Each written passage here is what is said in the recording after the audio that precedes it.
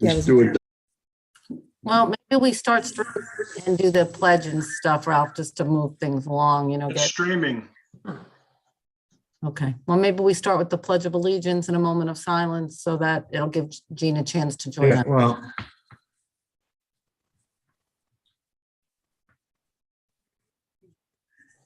Okay, we've You are started now. recorded and streaming now. I'm on the phone with Thank you. Jean. Hold on a moment, Ralph. Okay.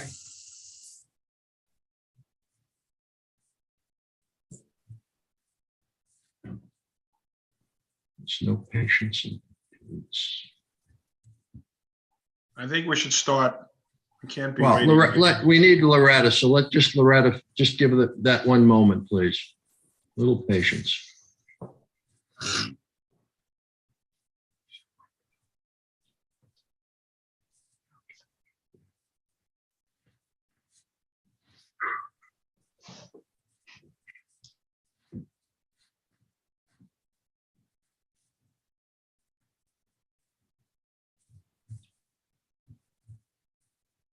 Holmdelians are not patient people by nature, Ralph.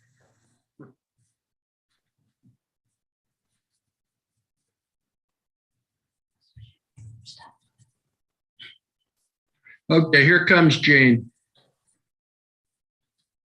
Jean, you need to turn on or unmute or turn on your camera. Loretta, do you want to read the opening statement then, please? Yes.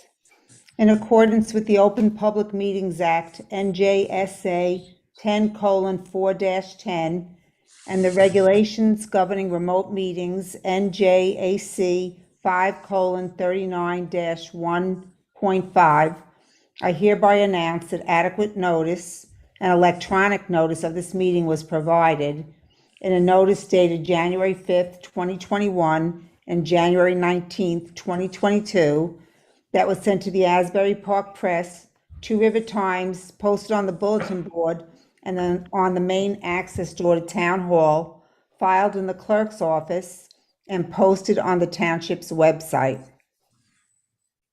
I'll do a roll call. Everyone to this regular meeting, Holmdel Township Zoning Board, today being March 2nd.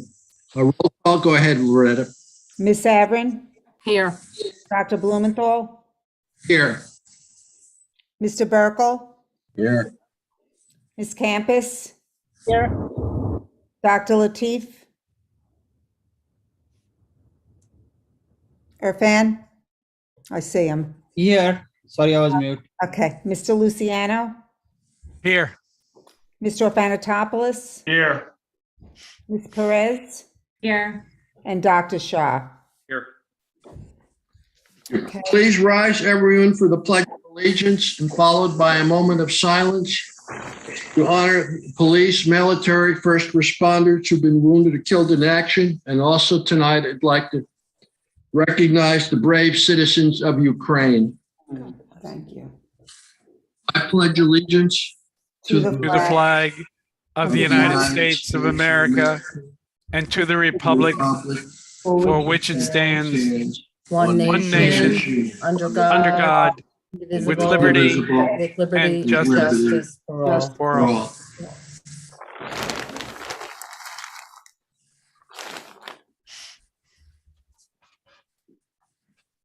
Thank you.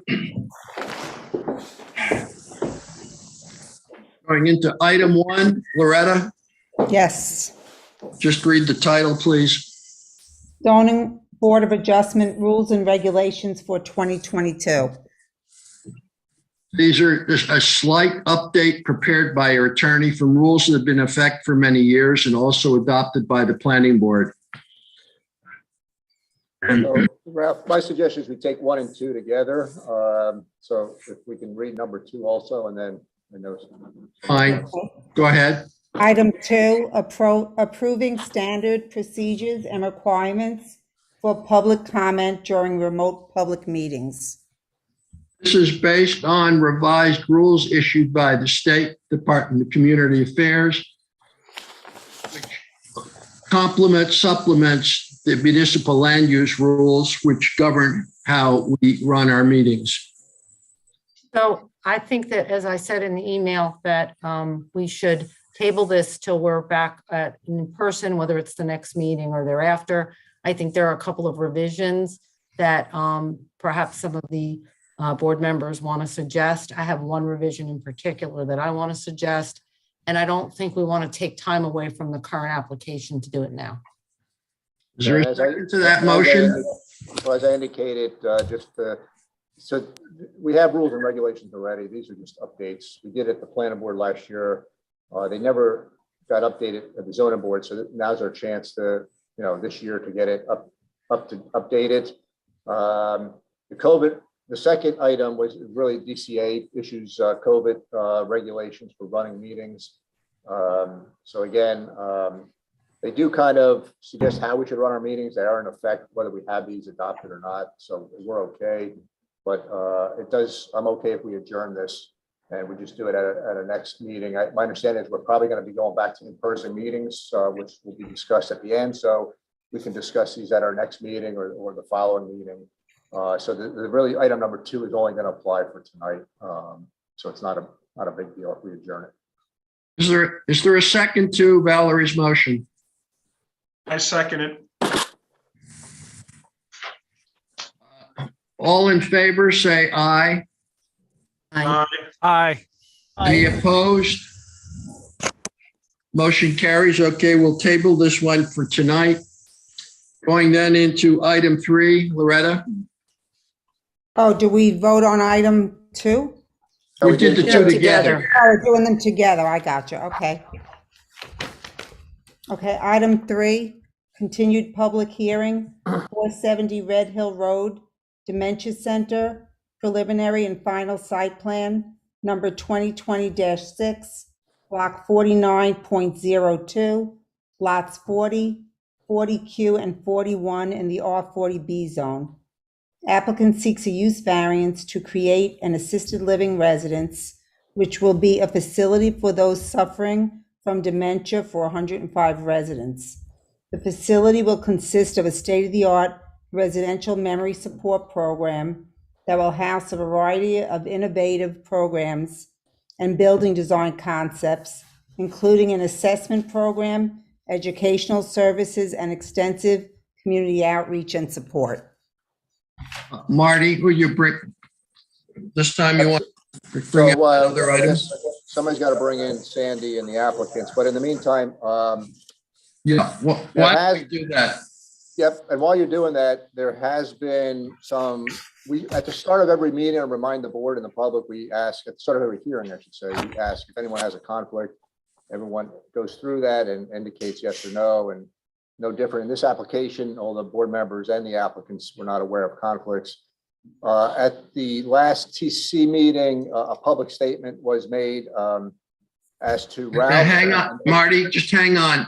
Can you let in the United Methodist communities? There are 2 of them, please. Hold on. Because this relates to them.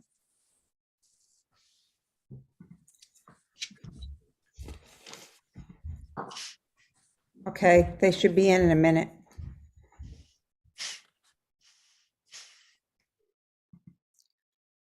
Okay.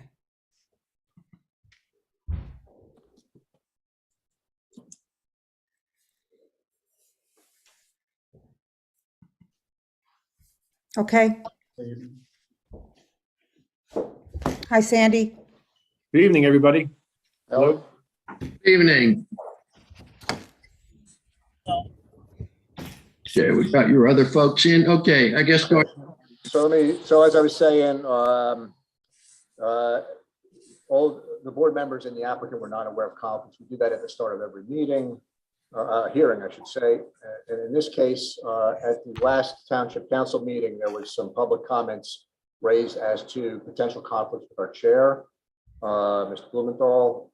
The COVID rules that we did not adopt today do suggest also that if comments are received, when we're on Zoom meetings, that we read them. That again goes against what we normally do, because we need to have anybody who makes a comment under oath so they can be cross-examined by the board members or the applicant. But in this case, obviously, since the statement was essentially read at the TC meetings in the public domain, it's my suggestion that we do read that comment, which I think was received the day of the meeting last 2 weeks ago, so we didn't have enough time to deal with it. So with the board's permission, I'm going to read the comments. Everyone may have heard the TC comments, but I think we should just read this into the record so it's clear. And then Ralph wants to take a few minutes just to address the comments made against him. So I think that's good. We get this out of the way and then move forward with the regular hearing. So with everyone's permission, I'm going to read this letter. It was dated February 15, 2022, sent in by the Holmdel resident James Zisk, 6 Lucarelli Drive. She sent it to Bonnie. She starts out, I am a concerned Holmdel resident, writing this letter to all members of the Holmdel Zoning Board regarding the impartiality of Ralph Blumenthal, Zoning Board Chair, on the proposed use variance submitted by the United Methodist Communities for permitting the high-density dementia center on the property commonly known as Potter's Farm. Because of the nature of my concern, I respectfully request that you expedite the distribution of this email to all members of the Holmdel Zoning Board and their council, Mr. Ralph Blumenthal, Mr. Dimitri. They list all the board members as well as myself. I attended the zoning board's walkthrough of Potter Farms on Saturday, November 6, 2021, to learn what was being proposed for the site and to hear any concerns the zoning board members might express. I wrote my name on the attendance list that was passed around so my presence can be verified. Here are the facts that I find very disturbing. Walking the property, I listened as people discussed what they saw. I heard Ralph Blumenthal and another gentleman agree on how they would change the location of the emergency entrance. They did not agree to request a modification to the proposed plan should the use variance be granted, but they changed the building plans, I was dismayed to hear that the chair of the zoning board speaking as though the approval of the use variance, which would need to be granted to allow the dementia center to be built, was a done deal rather than under consideration. After the tour of the property, while people were beginning to leave, I happened to strike up a conversation with a woman who later introduced herself as Jenny, Ralph Blumenthal's wife. Mrs. Blumenthal was very enthusiastic about the project, describing the philosophy of care, how this dementia center will be unique in New Jersey, and suggesting I watch a video on a website to see how wonderful it will be for residents. I mentioned that I understand that UMC would not be paying taxes. She responded by saying, quote, we, meaning the Blumenthals and her husband, in parentheses, are members of the United Methodist Church, unquote, and continued to explain that the UMC would be given $95,000 donation every year in lieu of taxes. When I expressed some hesitation about the proposal, she said, don't worry, you'll love it when it's done. Again, I was troubled, this time by the attitude of the zoning board chair's wife, that she was speaking as if the use variance was already granted and the development would simply go forward without question. Both zoning board chair Blumenthal and his wife have revealed through their actions that they are steadfastly biased and unshakably in favor of the use variance application while it's still in the process of being presented.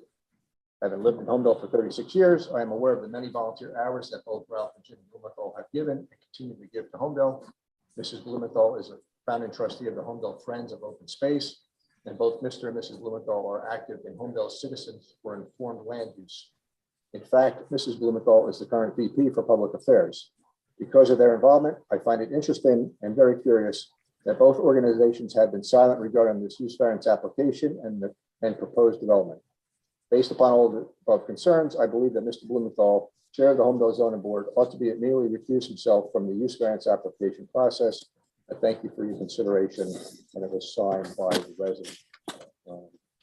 So my only thing before I turn it over to Ralph is I will remind everyone in the public, we have submitted in the past, I have a summary sheet of what's a conflict. Conflict rules are governed not only by the municipal land use law, but by the local ethics law and by common law. All three of those pertain to zoning board members. They're all similar, but not identical. Conflict is with the member if there is one, and it's for the member to decide if in fact they have a conflict. When it's not obvious, as if they're a owner, the applicant himself or their family member is the applicant, it really is a question of fact. Having said all that, and Ralph's, by the way, well aware of that, those rules and regulations and the case law, because it was given to him last year. And Ralph, I'll turn it over to you to give your comments to that letter and what was said publicly at the TC meeting. Thank you, Marty. This is a personal attack on me, and this is my response. I apologize for rereading a prepared statement, and I wish to be careful in what I say. The number of the statements made by Ms. Zisk are false. There is no truth to them. I'll start with what to me is the most egregious. It claims as a quote that my wife Jenny made the following statement. Quote, we, meaning Mrs. Blumenthal and her husband, are members of the United Methodist Church, unquote. Then it implied that I have a conflict and should recuse myself. The statement is false. Neither my wife nor I have ever been a member of the United Methodist Church. And first, as for myself, both of my parents were born in Berlin, Germany, and were raised in Jewish families. They immigrated to this country in the 1930s to escape Hitler and the Nazi Germany. The four of their parents were unable to escape, were deported, and died in the Nazi concentration camp at Theresienstadt. I never met or knew my grandparents. I was born here and was raised in a Jewish family. As an adult, I am non-religious and have never been a member of any church, temple, mosque, or religious faith. My wife, Jenny, comes from a New England family, Yankee family, and is descended from several who came here on the Mayflower. She was born in Rhode Island and grew up in a family that was a member of a congregational church.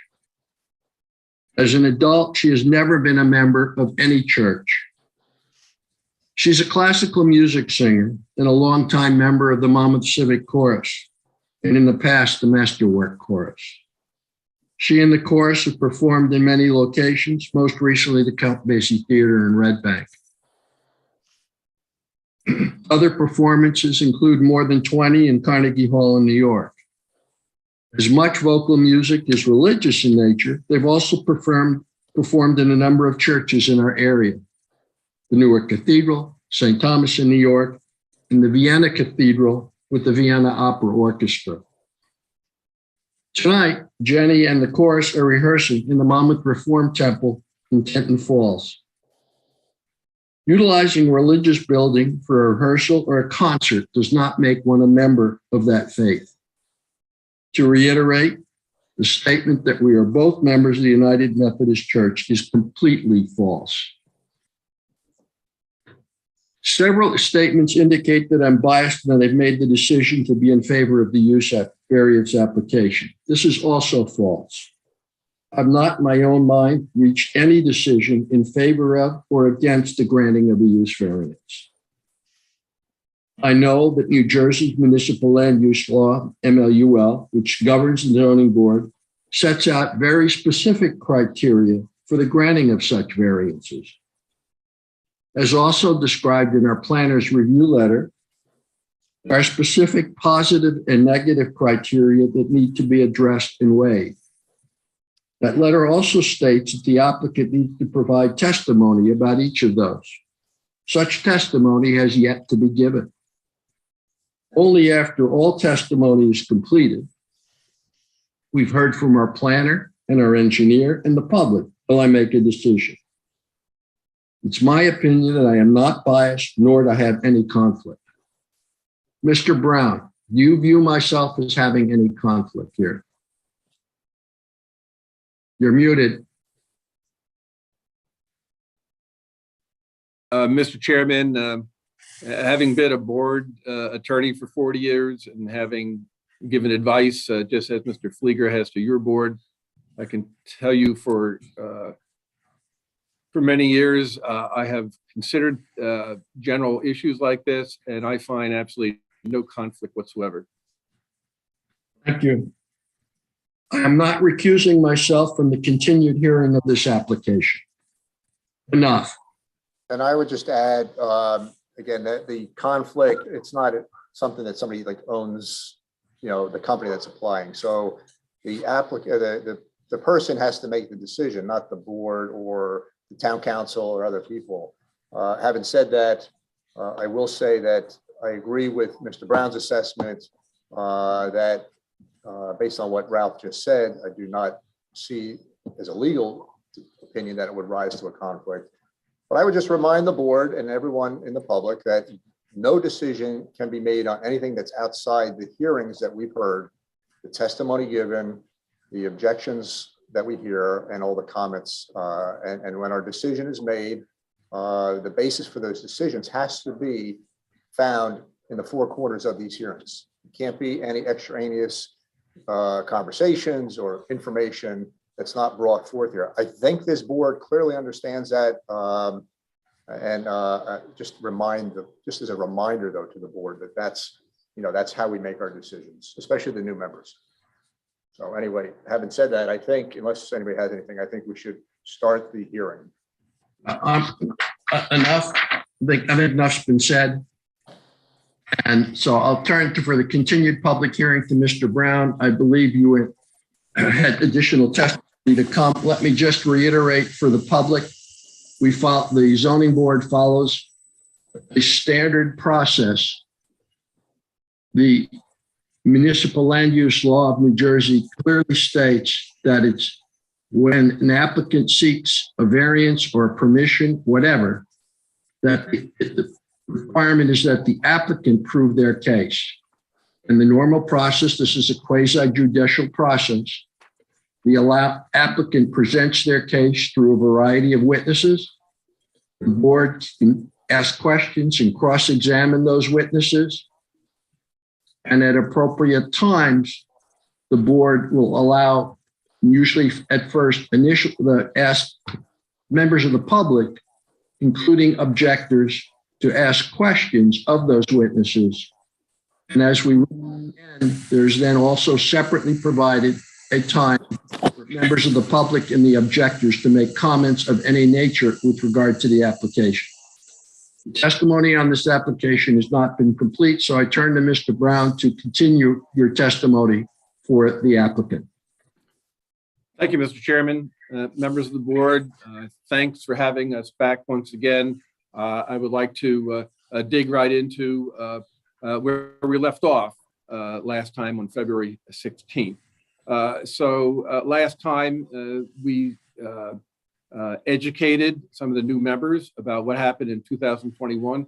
And during the course of tonight, we will continue that process because we will have Dave Hoagland testify. He happens to be at the Newark Airport remotely. And he's ready to talk about what he discussed with the board members in 2021, and also to lead into changes that have been made of recent nature, along the lines of what was discussed last month by our project engineer, Hal Sema. But before— Excuse me a second. Allison, can you let Dave Hoagland into the— Mr. Chairman? Yeah. I didn't speak quickly enough because Dave is ready in the hotel, but I do have a volunteer sitting next to me, and I'd like to get through him first. Okay, and fine. I think when I announcement, it won't be a name that you've never heard of before, because it is William Potter. Now, for those of you who were with us last year, you probably saw in the back of the room that William Potter was there every meeting. He was there with his family, his daughter Wendy, Bill's wife, and some other family members. And so just as he watched every meeting last year, he's told me he actually watched remotely the February meeting. So he certainly has a good font of knowledge of the history. I'm going to ask Mr. Potter to talk about two general areas. He has unique facts that I think are very relevant to consideration by the board. As most of you know, he's been a farmer his whole life. So from the point of view that he is an expert in farming, I'd like to introduce him not only as a lay witness, but also as an expert in farming. Based on the standards of introduction, I can have him go on and on if you'd like to hear his expertise. But if you want to generally accept his background, I'll just quickly ask if you will allow him to testify in both of those capacities. I've known Bill for many, many years. I did business with his supply center, bought a couple of chainsaws from him, had them sharpened at his place. He's certainly a farmer and a well-known farmer in our community. I accept it. Are the board members willing to accept Bill Potter as a farmer? Yeah. Questions? Okay, go ahead. And if he's going to be a witness, then he'll have to be sworn in as Yes, well. that's correct. And could you screen share, Loretta? Allow us to screen share on both. Sure, I'm gonna make you a co-host and then you'll be able to screen share. Okay, thank you, Thanks, Loretta. Allison. For both of them, thank you. For both? Both, I'm sorry, both United Methodist Communities and two? Yes, thank you. Okay. Okay, I'm going to move out of the screen because I'm sure everybody would like to see Mr. Potter and nobody needs to see it. Welcome, Bill. Thank you. All right, Marty? Let's swear you in quick, Bill. If you raise your right hand, you swear to tell the whole truth, nothing but the truth, so help you God. I do. And just spell your name for the record, please. William H. Potter, III, P-O-T-T-E-R. All right, so Mr. Potter, I've always called you by that based on respect, really, although at our age, I think we're all the same age. But I heard the chairman and others call you Bill, so I think it's probably better if we used a familiar term. Are you comfortable with that? Definitely. Okay, so Bill, where do you live? 9 The Vista in Middletown. And that goes back to, I was born and raised on the farm. And when I got married, bought a house in Middletown Village. And then Sandy, just a sec, can I interrupt 1 second? Sandy, it's a little hard to hear the audio from both of you. I'm not sure if you can move. Closer. I'm going to ask Travis if we can make this better. All right. I'll speak louder, right, Travis? Tell me again if there's a problem with that. All right, so go ahead, Bill. so that's basically my story. So I was born and raised there. Until I got married, moved to Middletown Village. I've been there ever since. And you also have a farm in Cream Ridge, is that right? That's right. And how long have you had that? Since May of last year, Okay, and how big is that approximately? 43 acres. Is that surrounded by working farms? Yes, it is. So, Sandy, I'm sorry. Bill's the one that we can't hear, and I think, we're missing half of his comments, or at least I am, and I'm not sure if anybody else is. Bill, anybody ever say you're soft-spoken? Sometimes, yes. Let me try to get it closer. Perfect. Is that better now? It should be. All right, very good. So the first avenue I want to discuss with you is history. So fair to say your family farmed in the Holmdel area for almost 100 years. Is that correct? That's right. My grandfather bought the farm in April of 1920. And when you say the farm, what was that general area? Okay, it was Red Hill Road in Middletown. Actually, at that time, it was- Yeah, we can't hear him. But you can hear me? Yes. Let's switch seats. Yeah, good idea. All right. Can you hear me now? Can you hear Bill now? Say something, Bill. Okay, when my grandfather bought the farm in 1920, it consisted of property in Holmdel and Middletown Township. Yeah, approximately how big was the farm then? It was approximately 75 to 80 acres. Right, and during the course of the years, I believe you said that this family farmed about 350 acres? That's right. They did a lot of custom farming. And matter of fact, they did quite a bit of farming on Bell Labs at one time. So the farm went westward of what is now the Parkway. Is that correct? That's right.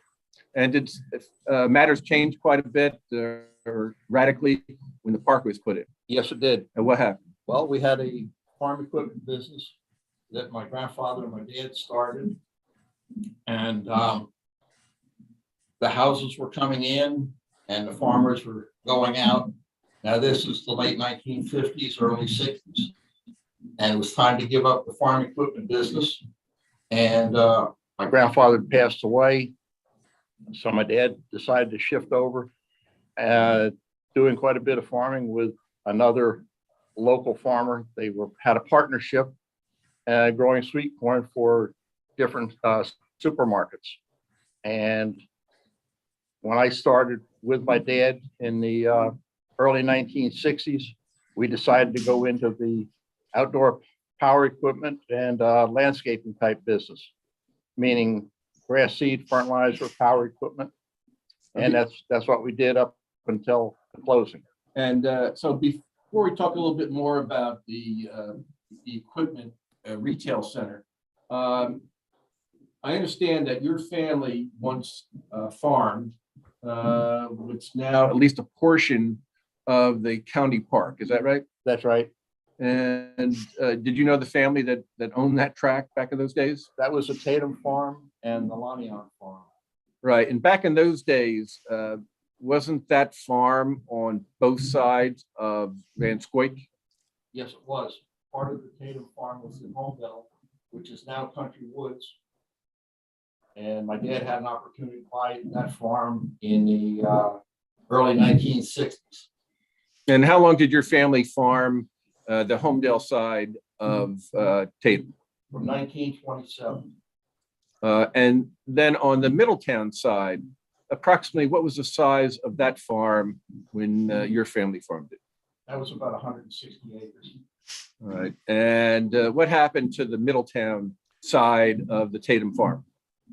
Okay, Mr. and Mrs. Tatum were in a serious accident, and he was injured but very badly. So they decided to sell the property in Holmdel to my dad. And then when Mrs. Tatum passed away, the Middletown property went to the county parks. And I believe that was 1973. And I'm sure everybody on the board and in the public have heard of a Deep Cut Farm Park, right? That's right. And did your family also farm that tract, at least a Yes. portion of it? For a short period of time. I don't remember exactly how long. And what were you farming back in those days on these farms? Well, it was a dairy farm, apples and peaches, general produce like hay and straw that they did custom farming. So not only did we operate the farm, they did custom work. So is it fair to say times change over the ages? Definitely. What happened? That seems to be the only thing that stays the same as change. When I was a little kid running around the dairy barn, I thought that's what I wanted to do. If we'd continued that today, I would have been out of business a long time ago. And why is that? Change was coming. We weren't big enough as a dairy farm to continue. We had the equipment business that was working quite well until the farmers were leaving and that source of income dried up. So we changed into the outdoor power equipment business. All right. And was that about 1960? That's right. Now, a few years after that, and you said your family bought the Holmdel side of Tatum Farm. Is that correct? That's right. And did there come a point in time when you sold that? Yes. And A gentleman by the name of Bob Reed made my dad an offer that basically he couldn't refuse. And one thing he did as a builder at the time didn't go for Holmdel's 200 by 200 foot lot size. He designed the property built into the grounds that it was, into the slopes, so that one house might be an acre, one house might be 3 or 4 acres. He really spent a lot of time to design it as a nice community.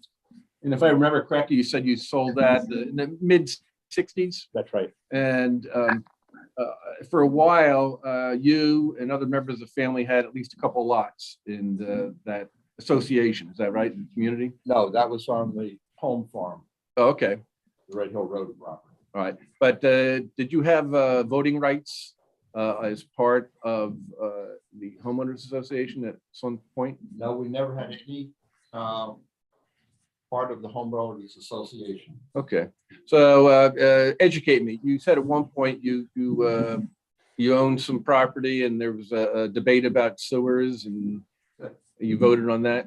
The township wanted to put, the neighbors in Country Woods wanted to put sewers in.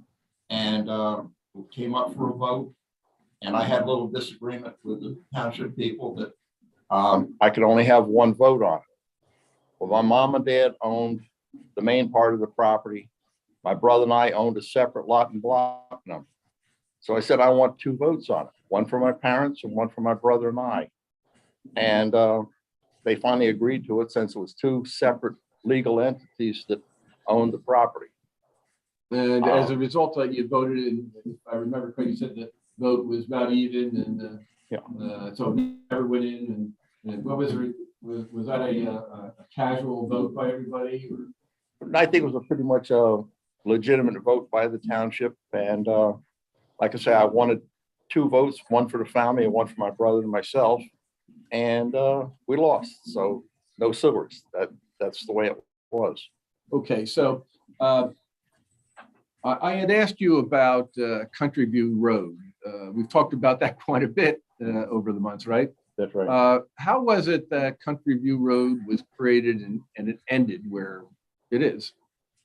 When my dad sold the property, I said, this is going to either help me or hurt me.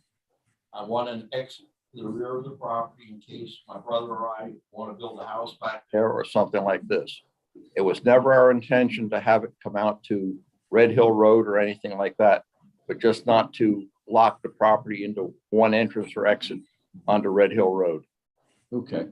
And so it's fair to say that you sold that property because farming was changing and it wasn't economical, it wasn't profitable anymore? That's right. Too much woods and not enough open ground. So let's go back to the power center. Could Travis, are you able to put up A14 screen? Members of the board, at the last hearing, Hal was referring for a short time to this area of the property. And I just want to have Bill show you graphically, where his power retail center was and what these other buildings are. All right, Bill, can you clearly see that? Does that, it does accurately represent what the area of the property?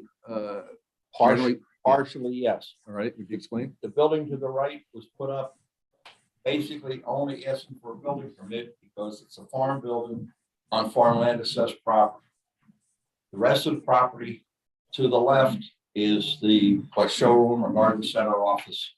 That was built in 1976 and part of the commercial area that we settled on the town when I built this building, that there would be approximately 3 acres of commercial and the rest of the farm would be farmland assessed property.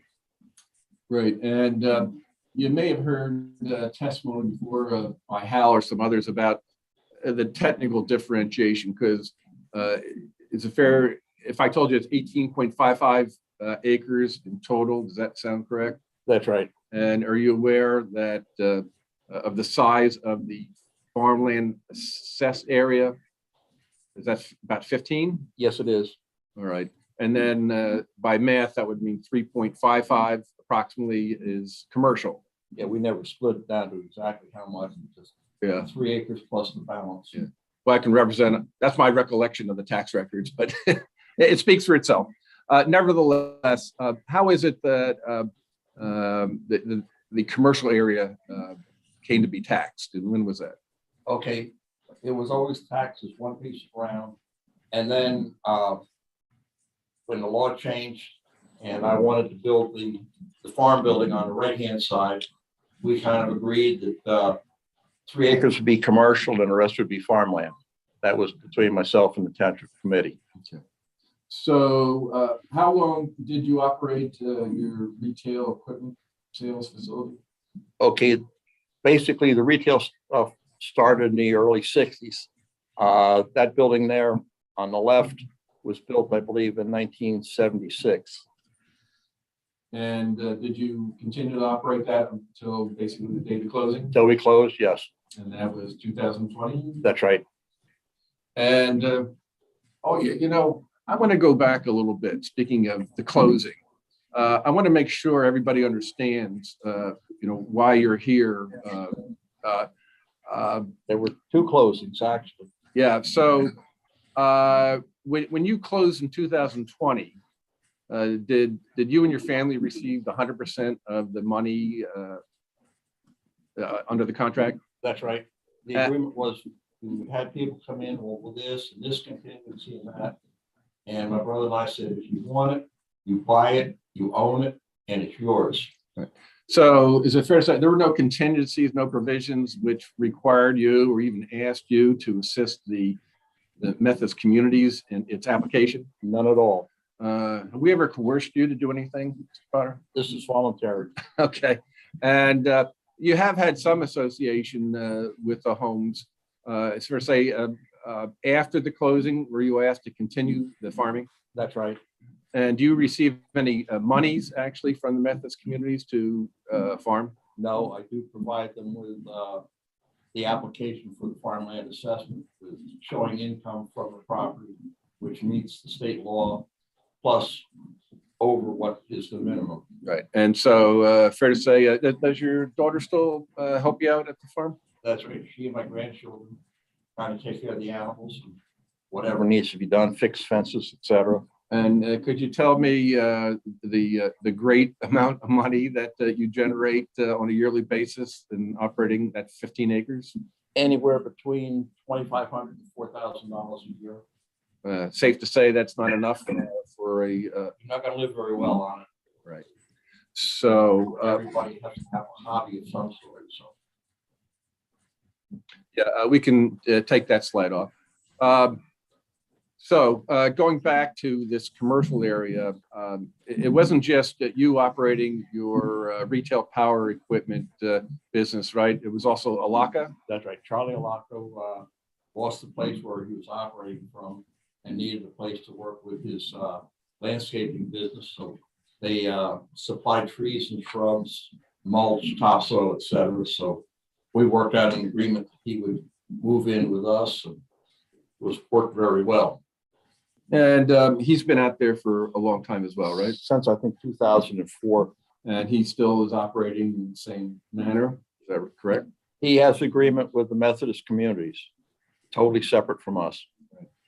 And so speaking of the use out there, have you generally been out here in the commercial area, the farm on a regular basis? Pretty much every day. Okay. So I'd like to ask you a few questions about traffic volume as you know it over, let's say the last, since the 60s or so. So let's talk about the retail franchise equipment building. So could you give me, to the extent you can, an idea, what was the truck traffic like up until the date of the closing? Was it consistent over the years? Well, it kept increasing as the size of the business increased. At one time, it may be one trailer a day, maybe one trailer a week. Then it became, as we got closer to closing, you could have 2 to 3 trailers. Some of the equipment would come in as a complete LTL, which is part of a trailer load, or a full trailer load of equipment that would be unloaded and stored somewhere on in the buildings. And what are the size of these trucks that you referred to? 48 to 53 foot trucks. Were they 18-wheelers? That's right. Okay. And so that's the import side of it. Is that fair to say? Yes. And then this is for a retail business, correct? That's right. And did you operate 12 months a year? Yes, we did. And did you have an average in the number of customers coming in and therefore out during a regular day? Customers wise, it could be 5 to 10 customers an hour. That depends on whether it was just a car or a landscaper coming in with a truck and trailer. Mhm. Was that generally consistent over the months? Pretty much, yes. Generally consistent over the years up until closing? That's right. And you had operations going during the week and then part-time on Saturday, you told me? It was 8 to 5, Monday to Friday, and 8 till noon on Saturday. Right. So let's talk about the Alaka business. Again, did you see this going on as you were operating your retail business in the farm? Well, they were two totally separate things. He had his side of the property, and we had our part. So, you know, he kind of ran his own business, and that's the way it was. So did you see the traffic come in and out for his business? That increased quite a bit because, like in the spring, he'd have a lot of mulch trailers come in. It'd be 2 to 3 a day. Mm-hmm. And what are the size of those trucks? There again, 53 footers. Does that mean a 18-wheeler? That's right. Okay. And how about vehicular traffic for people who are coming in for business purposes? He had the same thing, only mostly the landscaper would have a pickup or a small dump truck or a trailer or something like that. Well, thank you. Before I move on to the next topic, I'd like to talk a little bit about the farm. There's been some mention here and there. I've heard about historic buildings or the like. Would you explain to the board and the public, you know, is there an historic house on the property? No, there's not. The only historic house it could have been was my grandparents' house, which was torn down in the mid-1970s. That a group of Amishmen came in from Pennsylvania, tore it down and took it out there. The rest of the things, the newest building is my parents' house, which was built in 1948. And after they passed away, we had some plumbing problems, and the house has been abandoned since about 2012. Is it fair to say it needs to be demolished? That's right. And how about the other commercial buildings? Are they in great shape? They're basically obsolete as well. Same as the barn? That's right. They've been patched together. Probably the best building on the property is what's considered a cow barn, which is on the farmland assessed property. Okay. So now I'd like to talk a little bit more about the viability of the 15 acres, Bill. So you are introduced as an expert, but I'd like to go into this. I was surprised to hear about this until we talked a little bit more, but you're not only a farmer, but you're a farmer's farmer. Is that fair to say? I don't know about that. So would you explain what your official capacity is at the county level? Okay, as far as county level, I'm the chairman of the Monmouth County Agricultural Development Board, which oversees agricultural problems, land acquisition, et cetera, in the county. Also, if a farmer has a problem, he comes to the county ag development board for whatever problem it may be. Now you're the chairman, is that correct? That's right. How long you been chairman? About 5 years. And are you on the board because of your expertise as a farmer? Probably. I got appointed, so I really didn't ask too many questions. Okay. Actually, there are some members, as I read, who don't necessarily have to be active farmers, but you're not one of them, right? Well, theoretically, as far as on my appointment, I'm a public member and not a farmer. Okay. All right. Interesting. So are you familiar with the Green Acres program? That's right. Is that part of what your group oversees? My part is more of the farmland preservation part, which is the State Agricultural Development Commission and the county. So our purpose is to buy the development rights to farms that they continue as farm properties. Now, is that a voluntary program for farmers? Totally. Right. And it's fair to say that you weren't interested in preserving this 15 acres or even 18.5 acres? Well, let's put it this way. I was approached by a member of the Holmdel Township Committee, who I won't say who it was, but I was told he was going to condemn it and put it in farmland preservation. And I said, you can't do that because it's a willing buyer and a willing seller. And you're basically not willing to pay the price for this piece of ground. Now, from a structural point of view, what does the state and county look to for a minimum size for a farm that's part of this program? The county primarily was 25 acres. They've now reduced it to 20 acres. And so this is undersized. Is that It's correct? undersized. It doesn't qualify because it's not contingent to another piece of preserved property. Wouldn't be By- contiguous? By preserved, I mean farmland property, not parkland or green acre, something like that. And so, forgetting farming for a moment, but this is not contiguous to any park, is that right? It's contiguous to Holmdel, to the Tatum Park property, But that's separated by Van Squake. Van Square Road, yeah.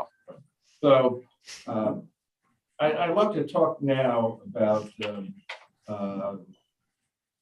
historic uses that were considered for this property. Can you put up, Travis, that next one? So at one point, you were considering this property to be sold for what we generally call a COA project. Is that fair to say? That's what the buyer was proposing, yes. Right. And so what Travis has put up here, and Loretta, you have a copy of this. And if I could do some paper keeping, Mr. Chair. Last time I read on the record what Loretta has now. It was from the fire chief to our project engineer. And I sent over to Loretta today that document. It doesn't have to be shown because I read it. But for the official record, I would ask that that document, again, the email, be marked whatever number Loretta wants. Yeah, it's A18, Sandy. Right.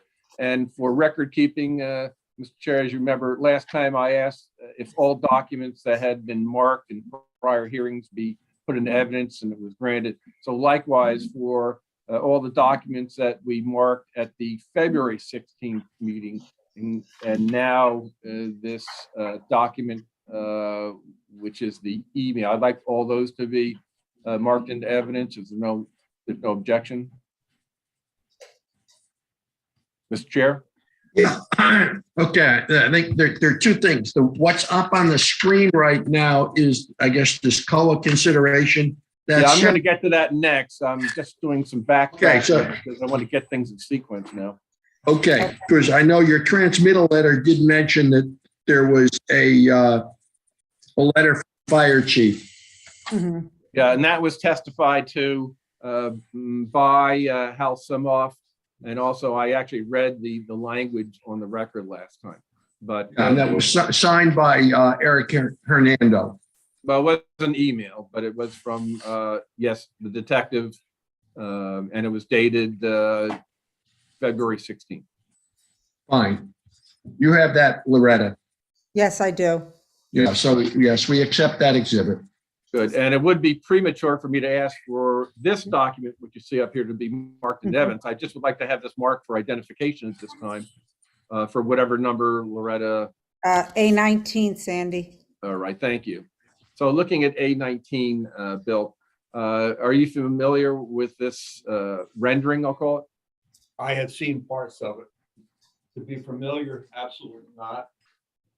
Because when we sold the property, it was the buyer's problem. We had no affiliation with it after that. All right.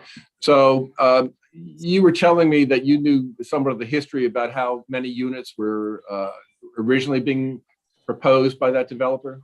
I think originally it was about 120. And then it went down to Sandy, 90. we couldn't hear that number. Oh, I'm sorry. Would you try that again, Bill?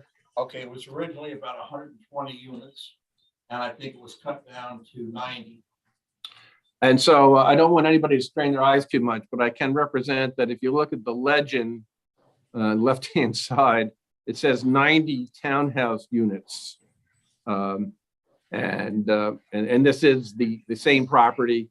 And this was proposed by a developer who was proposing this to the township as part of a lawsuit, Mount Laurel lawsuit.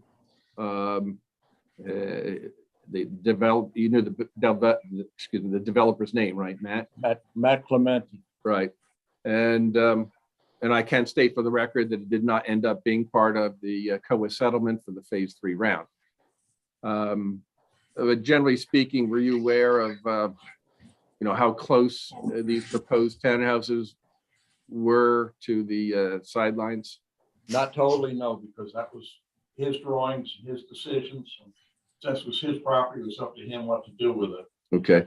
And I'm not going to burden you or the board on the details of that chart, but I suppose it speaks for itself in terms of the footage between the rear of those units and the adjacent property lines. But let's move on now to another section. So you can take that off, Travis. So going back to the stub, if you will, of Country View, if that road was extended as part of a residential subdivision, would it naturally go down to from that point to, in probability, going down to really the exit from your commercial area? I would not want it to. What my main consideration was at the time, that possibly either my brother or myself build a house in the back part of the property, and for residential use only by members of the family, not as a cut through or connector road or something like that. And that was you personally, right? But that wouldn't necessarily be a developer who wanted to put in a residential subdivision, right? That was just a statement of the family. Yeah. Okay. So let's now turn to open space.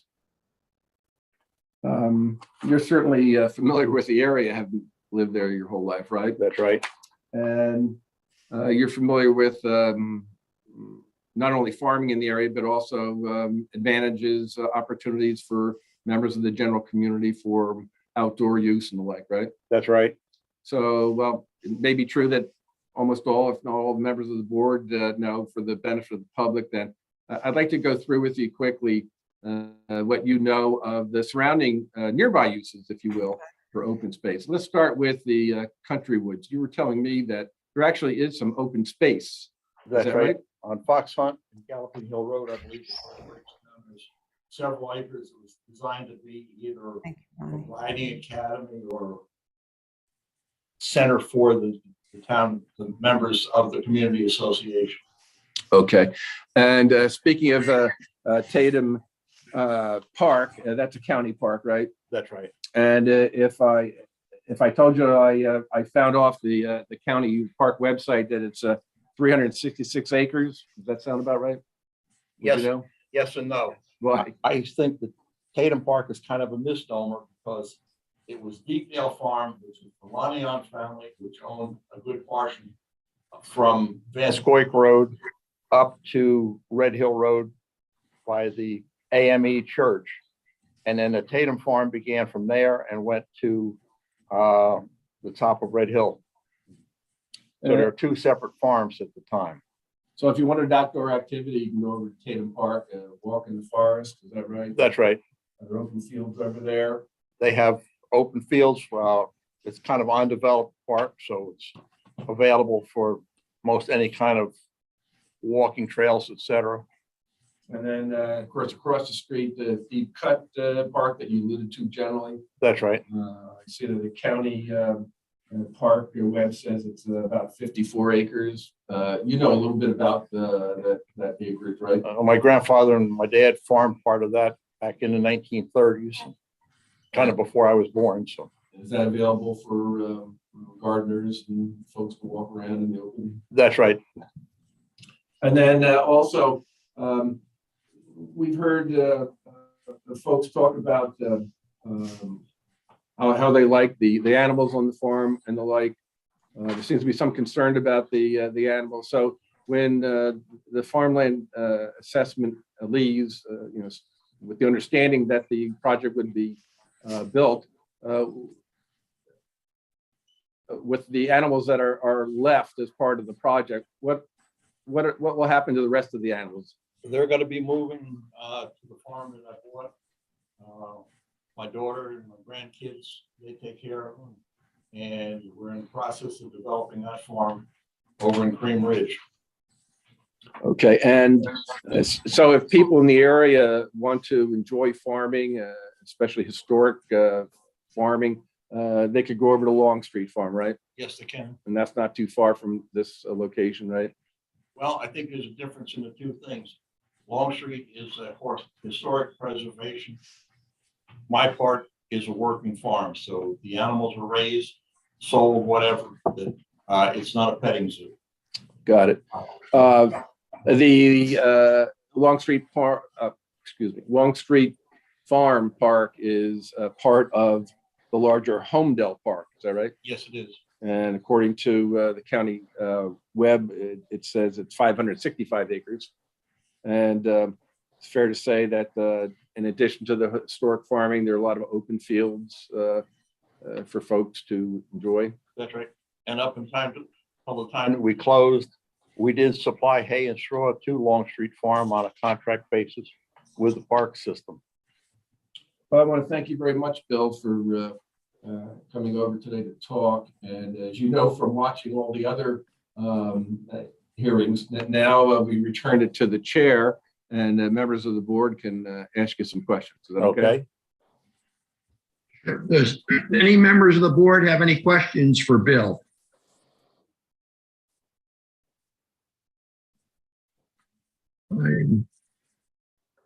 Or Kate or Bob? No, nothing for me. Nothing for me, Mr. Chairman. Nothing at this time. Okay. Ralph, Ed? could I say one thing? Sure. There's been some statements going around that the animals are going to be slaughtered there and all that. That is absolutely not true. All right. Well, let me just interject this. I've also heard a variety of statements, as I commented earlier, that are not true. Just urge the members of the public who may be listening today, if they're interested in finding out the facts about this application, they should contact the Township Zoning Board office, second floor of Town Hall, talk to our secretary, Loretta Cassia, and they can take a look at the submitted plans. The site plans, stormwater plans, all of the associated documents for this application, and see what the applicant has submitted. And there's also available review letters as prepared by the board's professionals, a planning letter and an engineering letter from Kate Keller and from Bob Bucko. Look at the actual application and see what's actually being proposed. Okay, Sandy, you want to continue, please? Andy. He'll be right here. Okay. Okay. Well, thanks again, Bill. And Ralph, I are you was off opening the it up side here to the because public? someone indicated I could ask you if you like the project, but we're not going to ask you about that. Ralph, before Mr. Potter leaves, do you want to open it up to the public? Sandy, is he leaving, or do you want to continue with Dave Hoagland and then come back for questions? Well, I think he says he'll stay. So I guess we'll go right to Dave Hoagland. Excuse me, Ralph, it appears it's the two attorneys that have their hands raised. The Well, opposing attorney. They're considered members of the public. They do get a preference, but let's the applicant continue with their testimony. Okay. Okay, thanks, Bill. You can move the other side, but don't go away now, okay? So now I'm going to ask if we can get Dave Hoagland at the Newark. I saw him in, it was one of the attendees. So, Okay. about Dave Hoagland. He's being promoted now. Thank you.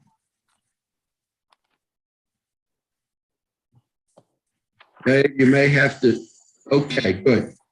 You have the screen sharing on. Okay. Dave, are you there?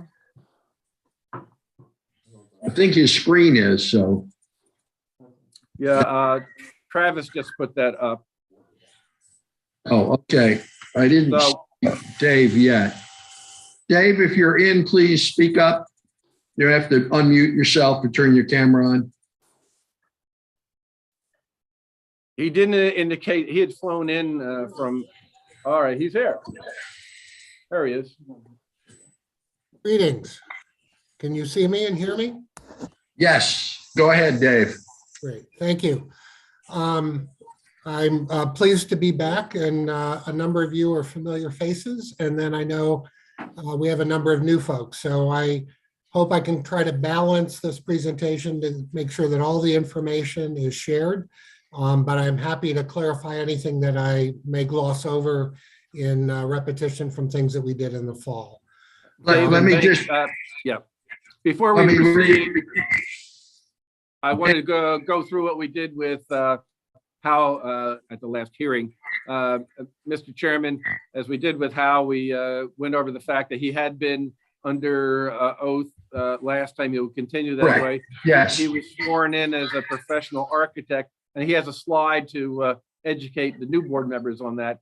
But I assume you'll accept his expertise as a project architect specializing in senior housing. We did so previously and we'll continue with that. Just to remind Dave, he continues to be under oath. All right, thank you. Back to you, Dave, and your slides. Great. So go ahead and advance.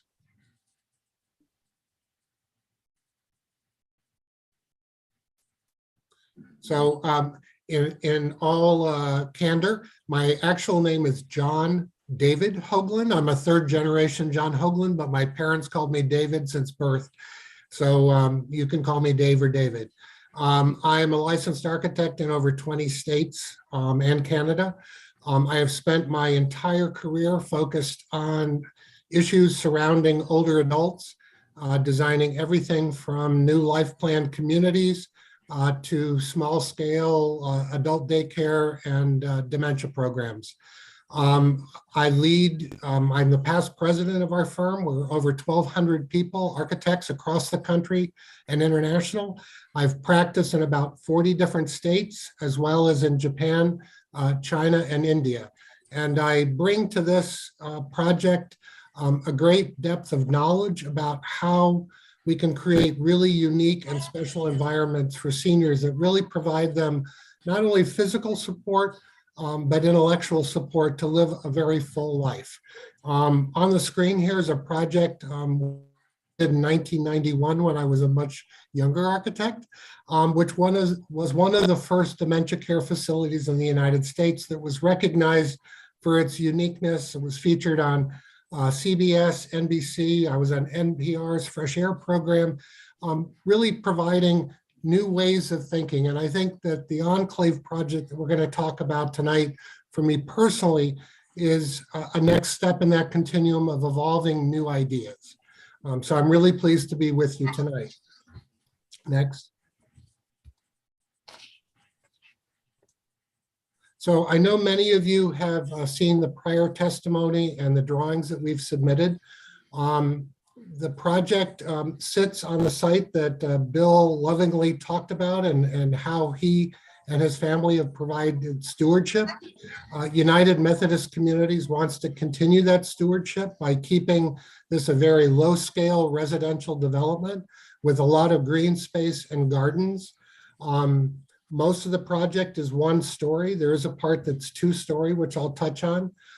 It does have an entrance pretty much in the same location that the main drive into the tool center is, which is right across from the Parkway entrance. And that leads into our site, winds through the mature trees, comes up to our arrival building, which is our town center, which I'll talk more about.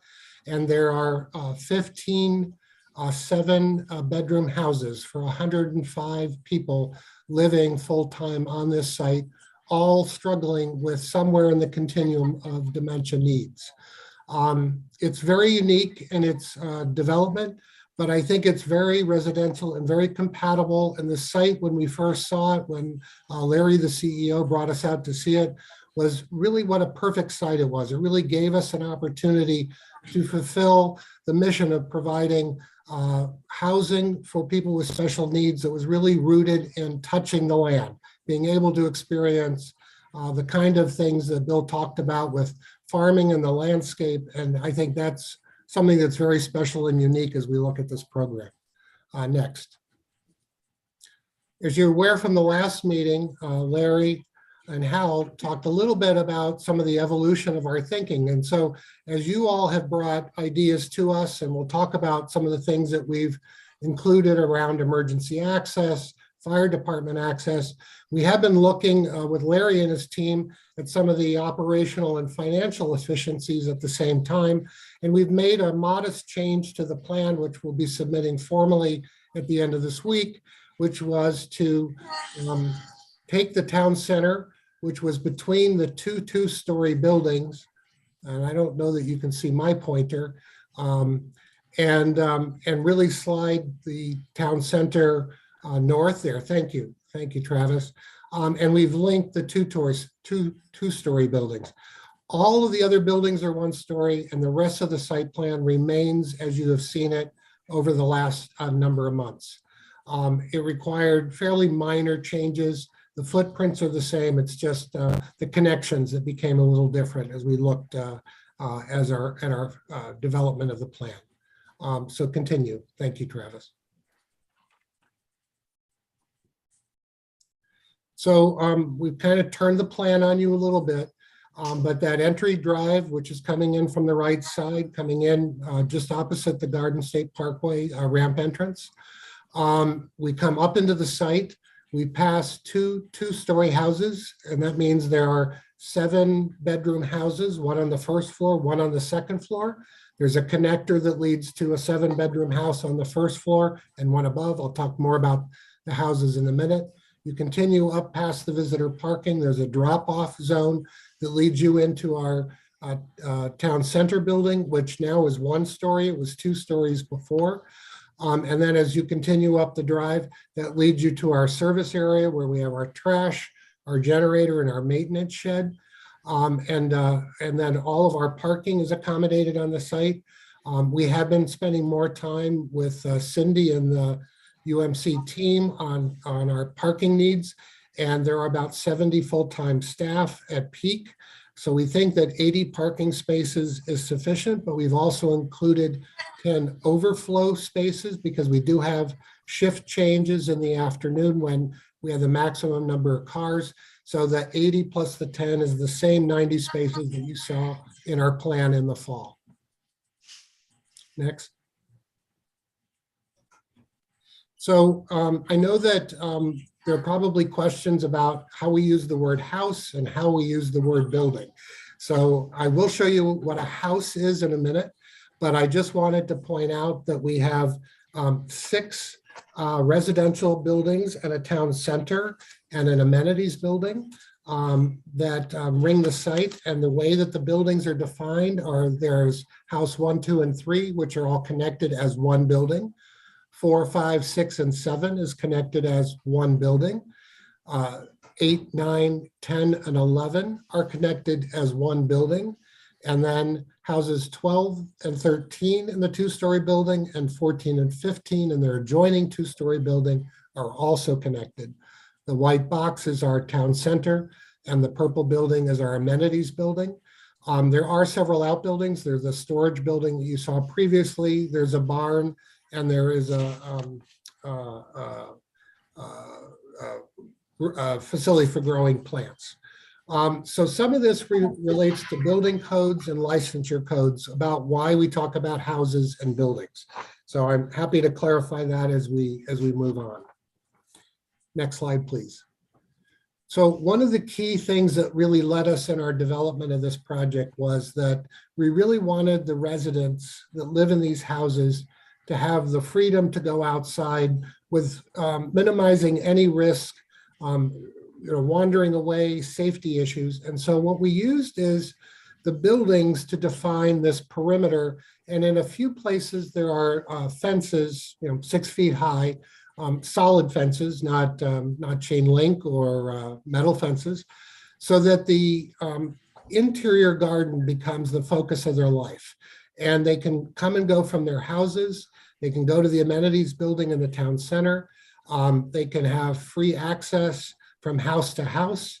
And I think what was really special about this is we were able to orient all of the fire exits into this courtyard so that even if a fire alarm goes off, the residents are safe and secure within this perimeter.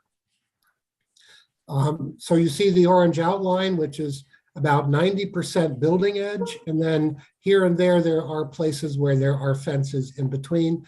And there's one point of arrival for visitors and families to the campus. And that's where we have the big orange arrow, our main entrance, and that's through the town center.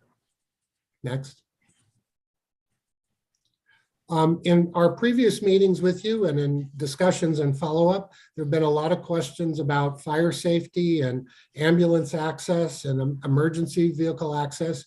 And we have made different accommodations based on input from experts, including some of you on the board, about continuing the fire truck access all the way around the development. So there's a continuous 20-foot wide paved path around. So there's fire truck access. We also provided emergency access points where those fences are so that fire hoses can be pulled into the inner garden if need be. But we also know that there were questions around if an ambulance was called, how would they get to folks in the houses? And those are where we see those purple points. Those are those linkages between the buildings. And we have doors that access them from the outside. Those would be only secured and used by emergency vehicle personnel in lock boxes. They would not be intended as exits for residents or for any staff or visitor access. So we want to keep the security of our perimeter for the safety of our residents. But we also want to make sure that we're acknowledging and accommodating emergency access points that have come up in our discussions over the last several months. Next. So you've heard me talk about a house, and it really is literally a house. There are 7 bedrooms. Each bedroom has their own complete bathroom with a shower. Those 7 residents share a living room. There's a front porch where off of that garden, they can come into the front porch, arrive into the living room. There's a den off of that can be used for family stayover or for staff meetings. We have a big dining room with a big table, so an open kitchen. Meals are prepared in the house. And we have a sunroom, which is on the backside facing the outside perimeter, but has no exit from it. It's just for light and air and an alternative place for the residents of that 7-bedroom house to go. All of their services are here. They can do their laundry here. Families can come and visit. You've heard discussions, and I'll come back to that when we talk about our town center, is that all of the meals are prepared in the house, but the staff and the residents will go to what we call our grocery store, our commissary, and they will pick out their food that the 7 residents will make for their meals that day. So this is really an engaged lifestyle where the residents and the staff are part of creating that day-to-day experience. But it is a house much like yours. Maybe you don't have 7 bedrooms, but it is in spirit the same idea of a house and sharing those kinds of experiences. Next. The houses, architecturally, we've been working on sort of a modern farmhouse vocabulary. We're looking at a board and batten siding, simple casement and double hung windows that have a black trim on them, asphalt shingle roofs. We have some metal roofs on some of our low porches and some of the shed roofs over some of the windows. And I know that there have been questions about colors, and I really apologize because PowerPoints don't do a very good job of conveying colors, but these are industry standard stock colors that come from the Board and Batten Manufacturing Company. They provide this for residential companies, and we've been looking at Pacific blue, it's kind of a blue-gray slate blue. We've also been looking at what's called gray heron, which is kind of a gray with a little tint of green. But we're very open on what the colors could be, but we don't want everything to be the same color. Our conception is that there might be 2 or 3 different house colors. We would very much like the amenity building, which sits in the center of the garden, to be farmhouse red, so that it really becomes a landmark and an orienting point for the residents. And we're thinking that the town center might be white, like a lot of the white barns of New England. So that's sort of our conception. But again, we're really open to making this harmonious, but they are stock residential board and batten siding colors. They're not colors we invented. They exist in the marketplace. Next. I think here you begin to get a flavor of the views. You see the asphalt shingle roof. You see that low porch that comes out and creates that entrance. We have have tall windows that open into the living room, and we have more private bay windows that open into the resident bedrooms. You can see on the lower sketch how one house is connected to another, so they begin to create, and where the word enclave came from was this idea of creating really a village feel where the buildings really create that edge to the gardens and the community. So inside the enclave, the materials really do change from courtyard to courtyard. I think you've heard that from our landscape architect, Jeff, where we're really tapping all the senses with wind and water and babbling brooks, so there's noise, so those become orienting devices. We are looking at trees and plants and flowers that attract birds and butterflies. We'll have bird houses and bird feeders and all kinds of things to attract and make really an interaction with the landscape for the residents there. Outside the enclave, we have, as you've heard testify from Jeff in the past, our landscape architect, we're looking at buffers, and we'll come back and talk about that in a minute. This is kind of really capturing that site with this sort of rural farmhouse feel to the buildings, but also sort of this meadow feeling to the gardens outside. Next. So there were a couple of questions I know about how, when we changed our plan in the last couple of weeks, how this works. So I've taken you back to see that sketch. You see those two-story houses that are linked together, and I'm going to take you to a follow-up sketch next. So what you see is on the upper part of the drawing, the upper right part is that interior garden, and to the lower left is the outside zone where the parking is. And so these two-story houses face onto the garden. Their living rooms face to the garden. Their entrances on the first floor are from that garden. That's where you see the orange circle and the orange dotted lines. But for the houses that are on the second floor, and this is part of providing variety, some people like to live above the garden. Some people like to live in the garden. We wanted to provide as many different varieties of living as possible. So if you came in where that orange circle is, you would come into a vestibule. There's a stretcher-sized hospital elevator, which would take you to those second floor houses. We also have a stair and 2 other stairs that for fire means also take you up to the second floor. There was a request that we provide an emergency access vestibule from the outside of the enclave. And so that's where you see that orange arrow. We have been able to accommodate that into the plan so that any emergency vehicles, ambulances that would need to get to the second floor houses don't have to go around through the courtyard. They can come in through that same secure door with a lockbox. And I think we've been able to both provide for residents a different experience, but also acknowledge all the life safety concerns that certainly many in your community have raised, but also the Department of Health and our building code officials will raise as well. And we have met all of those requirements. One thing I didn't share is all of these buildings have to meet a high fire safety standpoint. So while the 1-story buildings can be wood frame and they're fully sprinklered, the 2-story buildings are metal stud and metal framing. and also meet that fireproof and have sprinklers as well and full fire alarm systems. Next slide, which shows you when you come up to the second floor, then you come into that passageway that leads you to the front doors of the upper 2-floor houses. So hopefully these drawings help explain sort of a revision in our thinking, and this will help facilitate some of the staffing and operational issues we've been working through with Cindy and Larry and their team. Next. Which brings us to the town center. As I mentioned, it was 2 stories before, and the houses used to be connected by the second floor. But once we decided to change the way the 2 houses connected, we didn't really need the second floor of the town center anymore. We were able to consolidate all of our programming. So on the bottom of the drawing, that's what faces the driveway and the main entrance. And we have a lobby entrance. We have some technology there that's specialized about how people can take care of folks with dementia in their home and how some of the technology is used in the enclave community.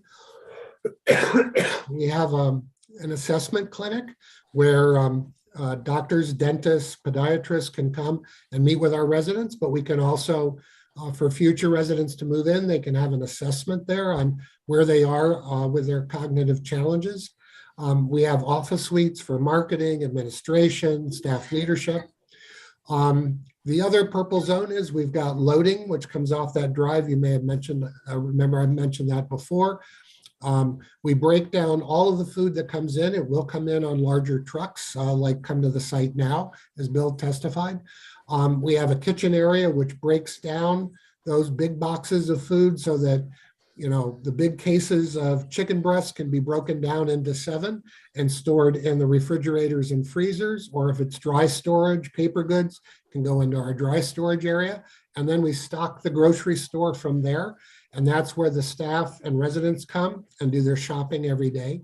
We have a bistro. So while everybody has a meal in their house, we wanted a place that people could come for a special dinner.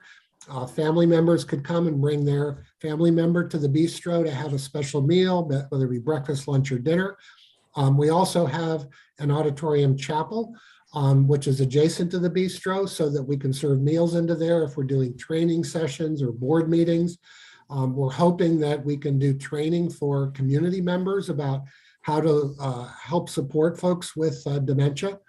And everything sort of sits on the first floor, those sort of bistro, grocery store, and the auditorium chapel at the top of the drawing all open onto a covered porch where you see those other tables and chairs, and that all faces into our secure garden.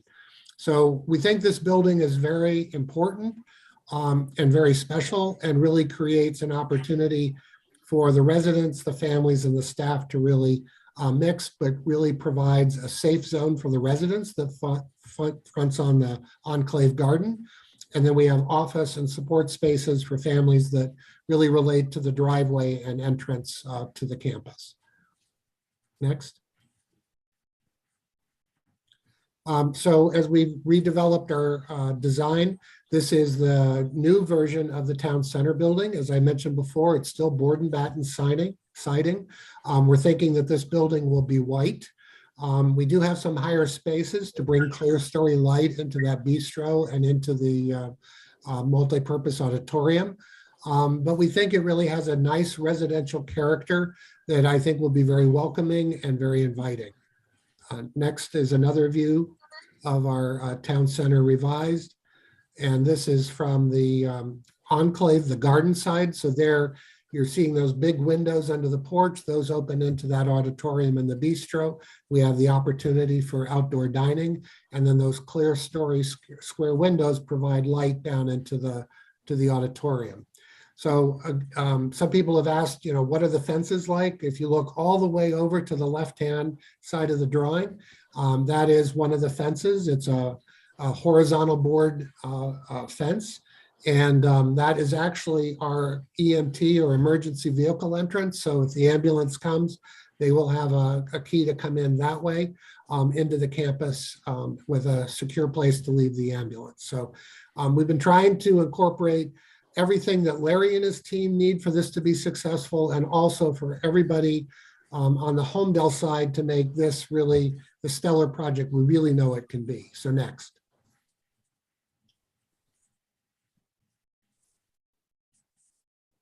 So this is a view prior to our changes. So I caveat, you're now seeing on the upper left-hand corner how it used to be configured. We have not redone this rendering, but I think this gives you a sense of this village community with these houses that create these secure courtyards and gardens. You see the red building, which is the amenity building that has a fitness center. It has a hair salon. It has some support office spaces in it. You see that what was the two-story white town center, but you really begin to get a sense of this real village sense to the way it's organized with these low one-story houses for 7 people each. Next, please.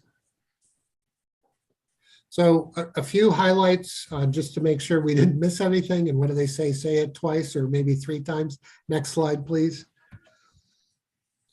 We think the aesthetics really do evoke the kind of quality of Holmdel in creating and maintaining this rural residential character, being very sympathetic to the residential neighborhoods that are around us as well. We think that the vertical board and batten siding really creates a nice texture.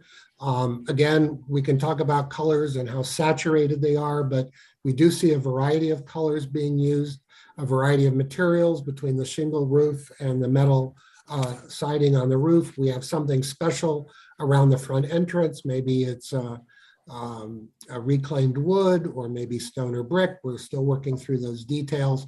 But I think that the idea that this living room with those big windows facing onto the garden is very residential in its character and very consistent with really high quality residential development. Next. We do think that we've tried to incorporate a sensitivity to the scale of the neighborhood. One of the advantages when Larry showed us this site was the ability to have a lot of open space, to be able to keep the houses predominantly one story, which we think again is very sympathetic to the neighbors and to the entrance to Holmdel off the Garden State Parkway, with only really two-story houses on our entire development. So we do think that we've really tried to evoke that residential village character. And certainly if you consider some of the more intense commercial uses that could be on this site, I think, again, this is really residential in character and really provides a high quality life for residents on this site. Next. As we shared with you in the fall, our inspiration is from a project in the Netherlands called Hogeveen. It's for 152 people with dementia living in a village setting. We have been using them as our expert exemplars on programs. So we've had many conference calls with them, trying to use their learning curve over the last 10 years on what has worked and what hasn't worked and how we can make our project even better. But we really did want to borrow from that concept of providing this more village setting that really provides a variety of life experiences that people with dementia should not be excluded from. And I am sure that many of you in the audience and on the board have dealt with issues of dementia in your family. I lost my father and my mother-in-law to dementia, so this is something that is very personal to me. And making sure that everybody can have an opportunity for high quality life, and that we should not rule out people who have failing cognitive abilities, that they can have a very fulfilling life and really contribute to that village setting. Next. We've really worked hard to be a good neighbor. We've had meetings with the direct abutters to work on the buffer to the north side of the property that you see there. And I think we've reached a pretty good place of consensus around a mix of evergreens and deciduous trees so that we have a nice buffer that can be held year round, but also provides color and variety and texture. We've also been looking when you come off of the parkway to what that side of the site looks like and making sure that we can buffer, but we also really want to keep some of that rural meadow character. Again, keeping the buildings very low with one story. We used all of the assisted living regulations in the zoning, so we've maintained 100-foot setbacks. Our buildings are more than 200 feet from any of the budding houses, the physical houses, but we're 100 feet from their property lines. And I think we've done everything we can to acknowledge both our neighbors, the visual access to the site, all of the safety considerations that have been raised through the fall. And I think we're at a really special and exciting point that we really are hoping to move this project forward with your consent and your help. Just two final points. We are progressive in our thinking with United Methodist Communities. And so we are next slide, please. We will be using technology. They have had a major technology grant that they've been piloting in their other communities, so that we do have remote patient monitoring systems. We will be using visual and auditory technologies to monitor where residents are in the village. And so we're very excited about how we can design something that's very comfortable and person-centered, but also use technology in really wise ways to keep people safe. And that is my presentation. I hope I didn't go too fast or too slow, and happy to answer questions or anything I can do to clarify what I just shared. Mr. Chairman, before we get to the next step, again, as a clerical housekeeping matter, historically, when Dave testified in September, we had a prior PowerPoint mark. And as for those of you who were here before, you might recall that some of those same slides from September are integrated into this one. But I would like to have this hybrid new PowerPoint marked anew. And I'd ask Loretta for what number we're up to. 820. Very good. Thank you. Okay, you're welcome. So I presume you will be submitting copies of that to Loretta for the record. Yes, Loretta already has it. I have copies already. Okay, good. So let's, do any board members have any questions on Mr. Hoagland's testimony this evening?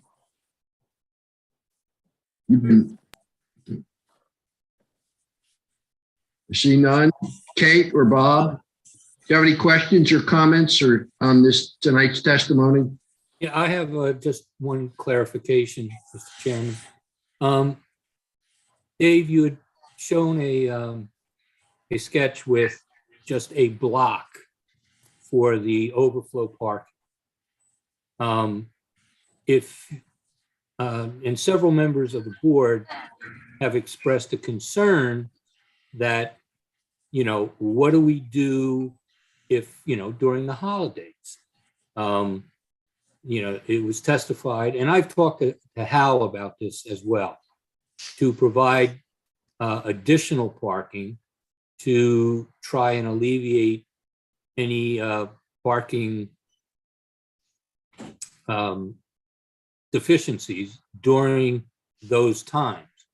And again, it would be bank parking. And with the box, when Hal submits his final plans for review, I would like to see how those spaces are going to be oriented. So that is, one of my concerns is, can we put in additional overflow parking to address the board members' concerns of holidays, birthdays, and things of that nature?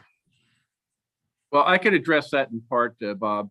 I don't know if it's more architectural or really engineering, but Hal is finishing up on his what he offers as a final site plan. It addresses the additional parking. As we discussed in February, we originally offered just to have 80 with green banking with a 10. And I know the board went back and forth, and we ended up saying, well, look, whatever the board's comfortable with, if you want all of them to be a hard surface, you want some of them to be greenback, you want some of them to be in Grass Creek, whatever the board's comfortable with.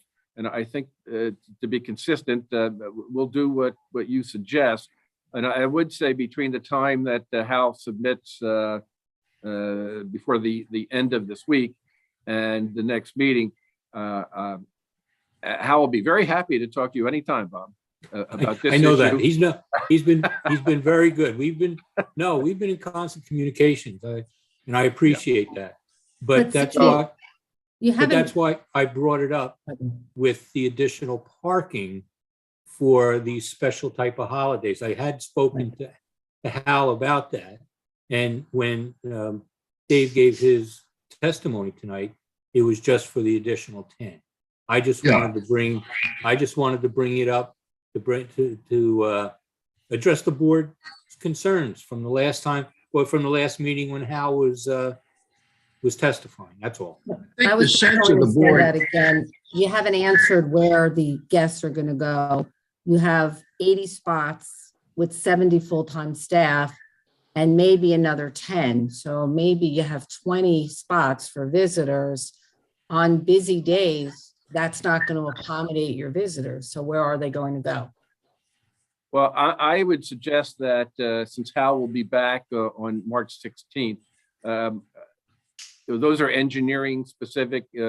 Luckily for us, Hal's not only our traffic engineer, but our project engineer. He has all those statistics. Again, he's been talking to Bob. We understand the comments.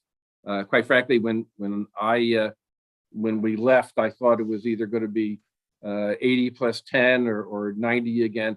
But whatever the feeling is, Hal did share some of the statistics on standards for parking and the like. I must say that Cindy Jakes will be the next witness, and she can talk a bit more about the anticipated number.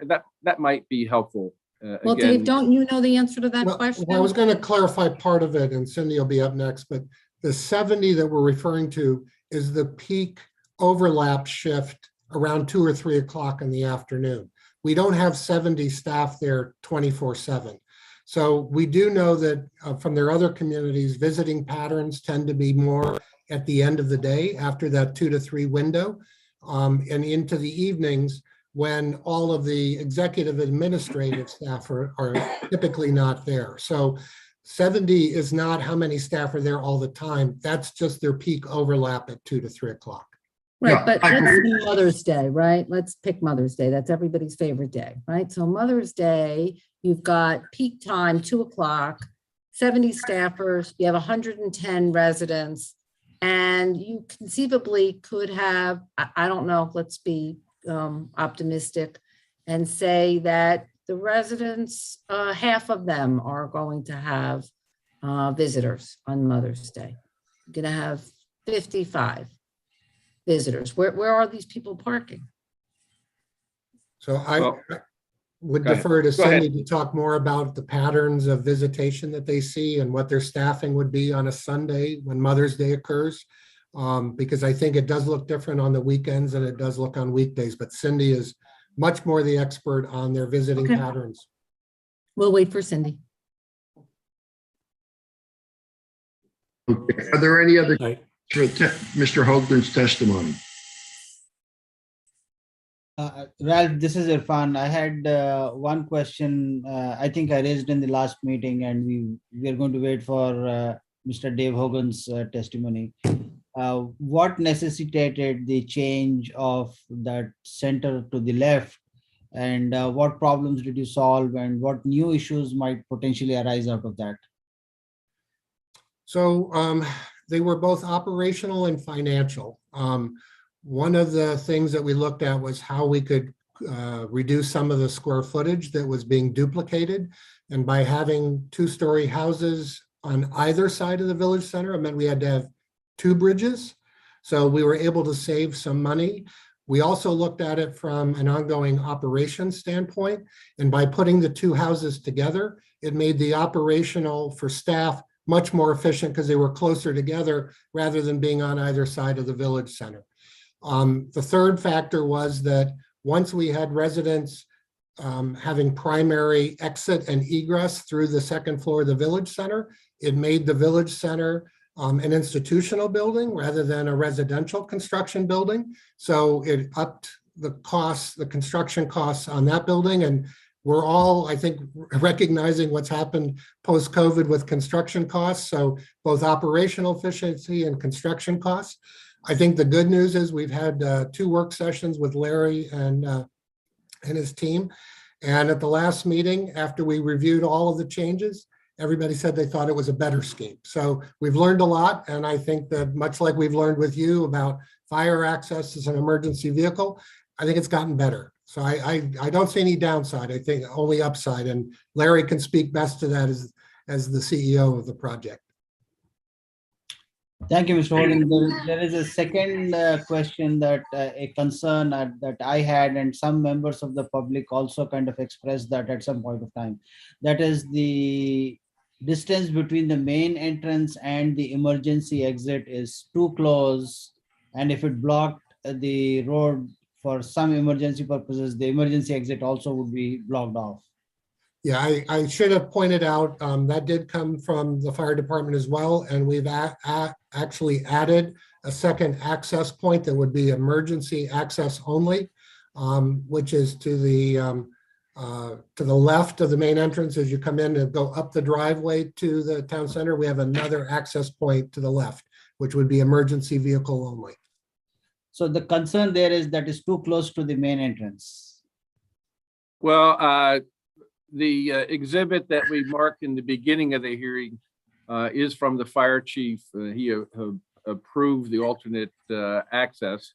And Hal did talk at some length last time about the construction of that and his dialogue with the professional members of the township. So it was his opinion. He thought it was safe. Yeah. In fact, we've had several conversations with Hal on that location, and my traffic engineer is talking with Hal as we sit here on all aspects of the traffic and the traffic flow. And when he submits his final plans, which Sandy says is on Friday, then we'll start our review and have a comment on whether or not we believe it's going to work or not. I mean, we've already have the fire marshal's opinion, which we take seriously, and but we'll look at all the traffic aspects of this development in this application. Thank you, Bob. Do any other board members have any questions of the testimony given this evening? Hey, Ralph, I'm looking at the clock. It's almost 9 o'clock. I don't know when we're going to have a hard stop, but I think we should leave some time for the public to get in and ask questions of the 2 witnesses rather than get into a third witness. Mr. Brown, how long do you think Cindy's testimony is going to be? Cindy claims to be 10 minutes, so that means 20 probably, but she says it'll be quick. She's very organized. Okay. Well, Kate, do you have any other questions on the testimony we've heard so far? Do any other board members? No, I think I'll pick up on Dimitri's suggestion. I think it's appropriate to give the public a few moments to ask a few questions. We'll try to keep it short so as we can get Cindy done and have that complete for this evening, and plus any questions on Cindy's testimony. With that, is the board in agreement with that approach? Not seeing any no's or yes. Okay, in that case, any members of the public have questions about the testimony given so far tonight from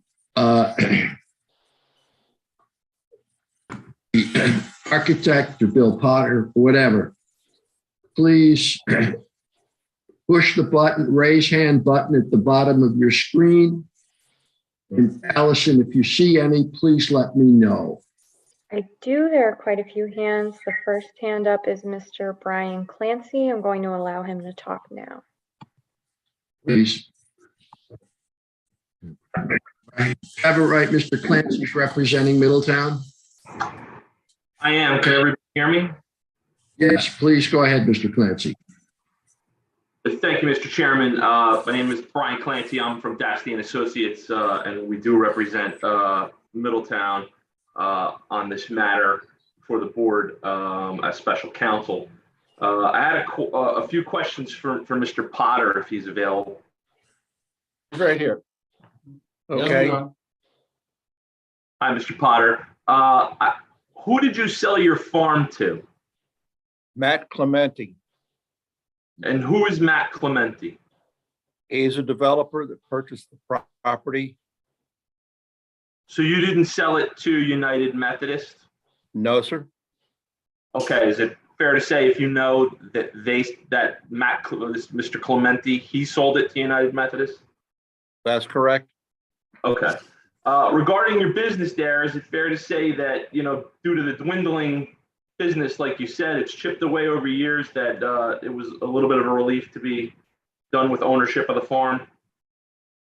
Well, basically, my brother and I have become obsolete in the type of business that we're doing due to different subjects and our age.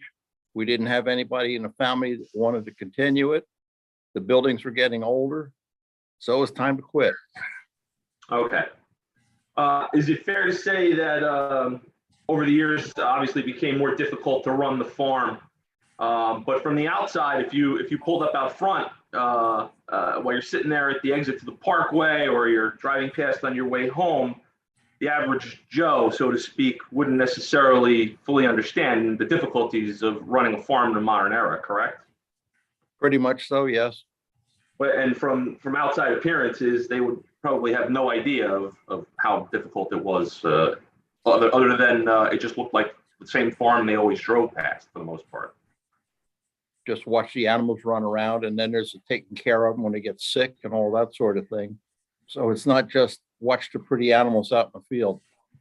Right, but that's the inside scoop, right? The outside perspective driving past the average Joe. This is just a Potter farm, the same farm that's been there for forever, correct? Pretty much. Okay. And then my final question for you was there was a slide that was introduced. I believe it was marked, and they may correct me if I'm wrong, it's A19. It was a picture of a development on your farm, and there was a bunch of houses all over the place. I think there were townhouses. Were you involved in the development of that document in any way? Not at all. Okay. And was that part of a United Methodist plan for your former farm? No, let me explain what happened. Mr. Clementi purchased the farm, as is a contract, and it was his. And Larry stopped in one day and left his card, and when things were not going well for Mr. Clementi, I gave him the card, and the rest is history. Okay, so you had no involvement in that document that was put up on the screen, correct? That's right. Okay, thank you, Mr. Potter. Mr. Chairman, I'm just going to object to the admission of the item that's been labeled, I believe it was A19. The witness has no specified knowledge of that document. It has no bearing on the proceedings before the board tonight, and I don't think it should be considered. Frankly, I don't think it should have even been displayed. It has nothing to do with what we're here for tonight. I can respond to that. Yeah. So that COA project will be talked about by our planner later on. This was a preliminary document. It is of the same property. There are public records which indicate at great length, if we can produce them if needed, show it to council, about how this site was being proposed for a COA project. As I indicated, it says 90 townhouses. Mr. Potter indicated it had originally been 120. Mr. Higgins will go into that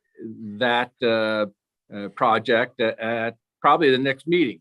He'll also be talking more about how COA relates to benefits to the community based on the fact there are COA credits. So that will be discussed further. There's no need for Mr. Potter to have been the author of that. He's not the author of any of the documents we've been talking about. You don't have to be the author of the document. If council wants additional authentication, we can provide that at the next hearing. Again, Mr. Higgins will be talking about COA. All right, thank you, Mr. Clancy. I didn't have any more questions for Mr. Potter, but I will have a question for Mr. Hoagland. I don't know how the chair would like to proceed. I don't know if you want to let other people talk. Well, yeah, I do want to let other people get it. We don't have an infinite amount of time tonight. We've been going for a couple hours already. If Understood. you have a quick question for Mr. Hoagland, okay. Otherwise, I appreciate your waiting another turn. And just for the board, when we're finished with the planner, the board can make a determination what weight, if any, they want to give to A19 and Mr. Potter's testimony as to A19. But I think based on Mr. Brown's comments, we should wait to see what the planner has to say. Thank you. The next, I think, is a Carol. Would you let Carol speak, please? Carol, you need to unmute. And please identify yourself for the record. Sure. Carol Bomber, 4 Spreadley Lane, Middletown. I just have 3 questions. Mr. Potter, when you sold your property to, I think you said Mr. Clemente, correct? That's right. Okay. Were there any contingencies in the sale? In other words, did you have to get approval for subdivision or anything like that when you sold the property? No. Okay. To the best of your knowledge, are there any contingencies in the United Methodist communities having contingencies on the sale as well?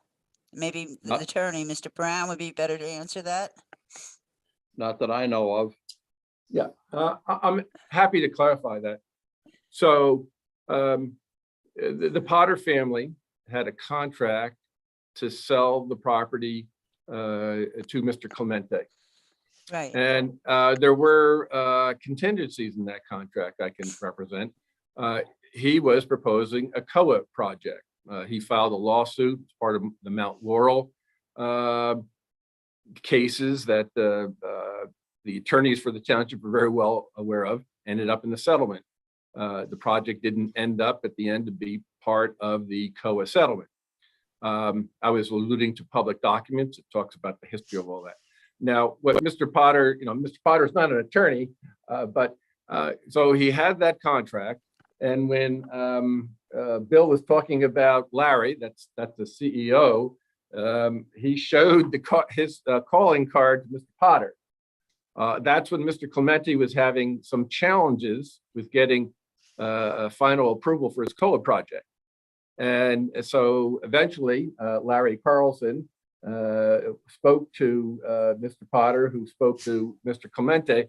And what Bill was referring to is that eventually there was a contract that was entered into for the United Methodist Communities to buy out the contract rights of Clemente and to pay the Potter family pursuant to the terms of the original contract.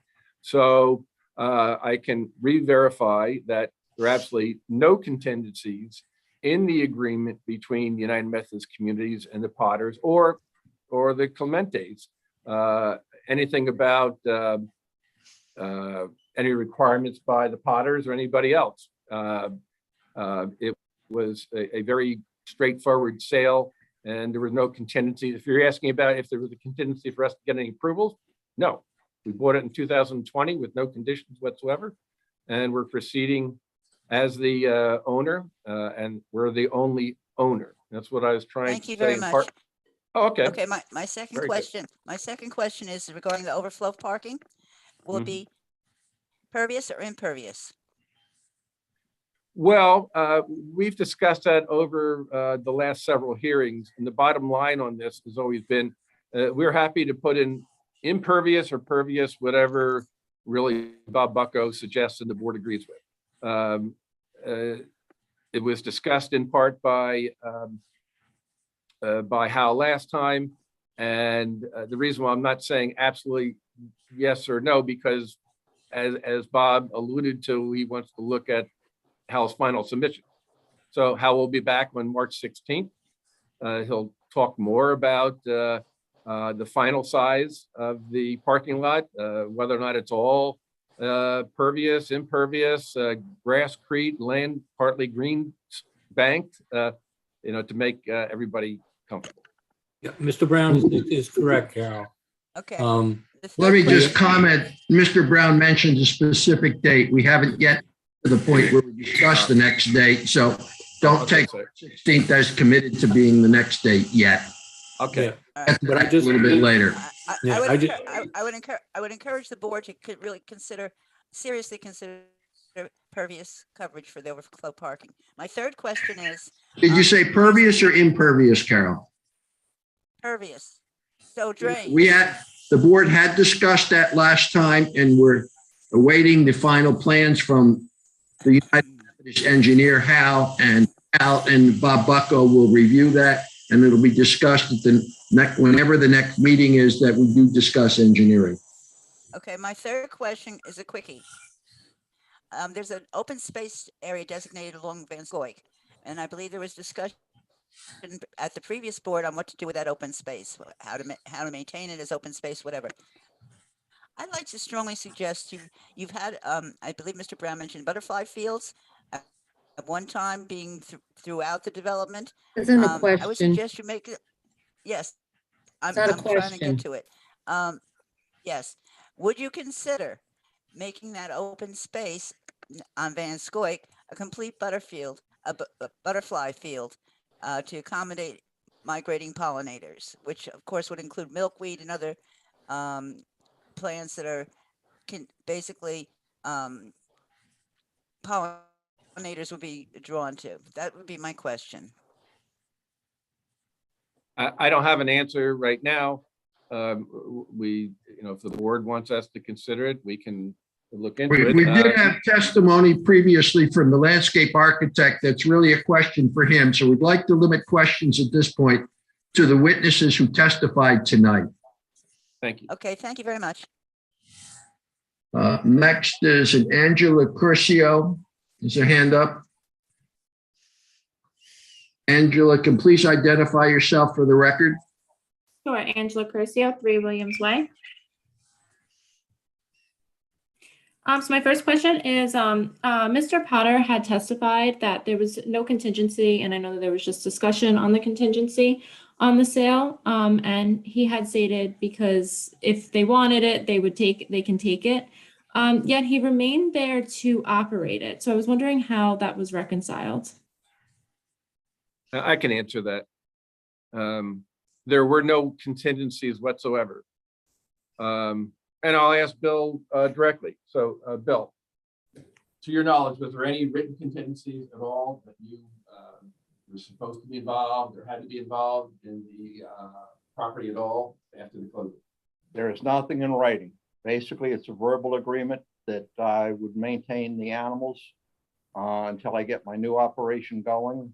So I needed a place to keep them, and they needed somebody to maintain the grass areas and that sort of thing. So that's what I've done. And wasn't that discussed after the closing? That's correct. Very good. No contingencies. Okay, and I just have 2 more quick questions. Mr. Potter also testified there are currently 5 to 10 customers that would come per hour. And I understand that this is, of course, the current traffic pattern. So I was wondering how this is going to compare to what the traffic will be after the facility is built.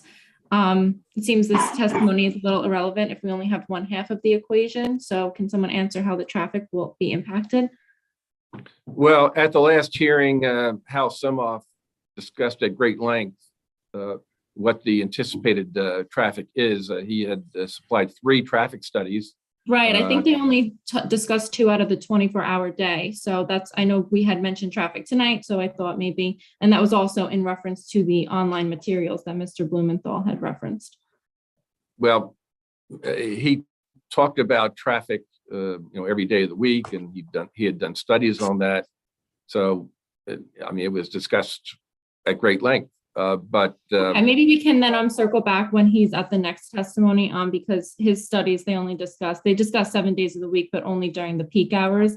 And he defined peak hours as 2 hours, an 8 a.m. to a 9 a.m. and a 5 p.m. to a 6 p.m. Well, I suggest holding that till he's here. Okay. he did discuss the whole day, and review of his studies indicate that they're very comprehensive. He may have emphasized the peak because he was trying to relate peak versus when the traffic from the shift change was coming. And he was saying that when the shifts were changing, that was not during peak. He talked about 3,000 movements, 4,000 movements at peak. And at those times, the traffic coming out of the project. Cindy, if I'm going to interrupt, Ralph, I think it'd be better. We don't need the lawyer to restate the witness's testimony. It's right. I asked if I can. I asked him directly. I was at that. Virtually. I know. I'm just saying. We asked for questions. Sorry, we asked for questions about the witnesses that gave testimony. And that was where, just because the traffic had come up, you guys had mentioned that you would, give a follow-up report, but I haven't seen any follow-up. So again, we'll just go back to that. Additional materials are going to be submitted by the applicant later this week, and updated information reflecting the revised changes to the plans will come at that point in time, and there will be further. If I can, if I can just get to my final quick question. It was for Mr. Hoagland. Mr. Hoagland, you had testified that the emergency exit has been approved by the fire chief, being that there are multiple entry points within the site. However, I saw that there was only one site entry for ambulatory access. So if this site entry is blocked, how do you plan for the ambulance to access the site? That's why there is a second emergency only access point. It would not be for normal vehicular access. It would be our main drive, as you were noting in the drawings and in the design. But there is, and I apologize for not pointing to that when the slides were up, there is another emergency access only point about, I would approximate about 40 feet away from the current entrance point. Okay, so just confirming that's for the entire site, not for just the internal buildings. Correct. The access to the site and the emergency vehicle paths to get around all the buildings. Yes. Okay. Let's thank you, Angela. At this point, we've had several public. I think we want to try to complete the other operations testimony this evening yet. So, Sandy, can you have another witness? Yeah, I don't know what Bill wants to say, but he's been waving his hand. Okay, I didn't see that. Bill? Well, the person on the other end has spoken about truck traffic and the fact that both we and the Holmdel Garden Center will no longer be there. That's going to eliminate probably 5 to 6 or more tractor trailers a day coming in. So there will be less commercial traffic. There will be passenger cars, not as much commercial traffic. All right, thank you. Thank you, Bill. You want to get Linda? Yeah, I'm ready to switch chairs again. And Cindy, why don't you switch over here? They can hear apparently better from this seat. So just like we've done with prior witnesses, Mr. Chairman, Cindy Jakes spoke to us last year. I'm sure the new members will be happy to hear Cindy speak on behalf of the homes. And again, with the other prior witnesses, Mr. Chair, I'd ask if she be accepted again as the Sandy, I'm witness. going to interrupt you just for a second. Ralph, I think, how many more members of the public are there before you cut them off? Because I think you need to let the public finish before 5 we move more. on to the witness. It looks like there's 5. I would ask counsel, but I think from a operations perspective, you need to let the public finish asking their questions. I don't think you can cut the public off at this point. I have not cut the public off. We will have additional time for the public, but we wanted to get Cindy's testimony on the record Well, when are we going to finish the public questions then? If you take a little bit later and then at a next hearing. I think you should let the public finish with the witnesses that we heard before we move on to other witnesses. I think Marty? if Cindy can't go today, then she doesn't go today, but So, Mr. Chairman, maybe to assist in this issue, it's certainly up to you, but Dave Hoagland will be available for the next hearing. I know we're going to decide what date that's going to be, and he travels quite a bit, but if it's going to be in the 16th, he will plan to fly in for that meeting. And part of the reason is that you heard Dave, of course, talk about these new plans, but by Friday, his office will submit more detailed plans, which just, it'll say the same thing, but they'll be more detailed in full compliance with all the requirements of the ordinance. So he'll be there. I can't speak on behalf of Bill Potter, but he has been here. He left the room though. Let me ask you, Bill, are you going to be around for the next hearing? Let's say if it's on the 16th, are you going to be around that right? So if that's the concern, they will be around. But well, it's up to Cindy, you. is Let me Cindy just- available Marty, to testify at the Marty. next hearing? We opened it up to these two witnesses. I mean, it's going to really chop us up if we kind of cut them off and start with another witness, and then it's going to be 9:45 and everyone's going to want to start adjourning the meeting. It seems to me Mr. Potter's a volunteer witness. He's not even part of the team. I think we at least need to get his questions out of the way, just in case he's not around. I mean, he may volunteer to come back, but I don't think the applicant can control that, nor can we. And in fairness to the public, Okay. at least his question should be finished. And I think at that point, we might as well just finish everybody's question, because it's going to be 9:16. And if you guys you got to decide what time you're going to go to, I guess is really the answer. Well, we normally try to stop by 9:30, 10 o'clock. So, and we're getting there very rapidly. Definitely past the 9:30 if we finish. Ralph, with all due respect, it's not 10 o'clock. We were an 8 o'clock meeting board. We moved to 7 o'clock to finish earlier, not to run later. So really testimony should cut off 9:30 at the latest, questions, everything. So the board wraps up. We do not have any rule to that effect. Well, All right, I'll go, Marty, with. I think we should finish. There's 5 questions. Let's recognize them and get their questions out of the way. And But limited to questions for Mr. Potter?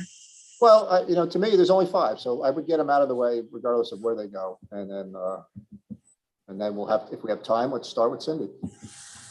Okay. All right, let's. Mr. Potter is back in town here, so have a seat.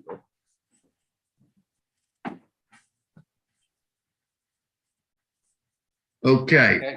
Next, please let Jane Zisk speak and address questions for testimony given this evening, please.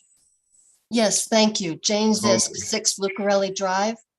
I just would like to make sure that 2 minutes are reserved for me at some point this evening to respond to the characterization that one of my statements was a lie. May I do that now or shall I wait? Actually, Ms. Zisk, it's not a question. All the comments are going to be at the end of the hearing, as we always do, and you'll be on audio and video, and everyone has to be under oath. So that's how we do it. Well, this was something, my letter was read in this evening. Thank you for doing that since it wasn't read last meeting. And I'd like to respond to that. But that's not how we operate. I mean, the board can make an exception if they wanted to, but that's not how we operate.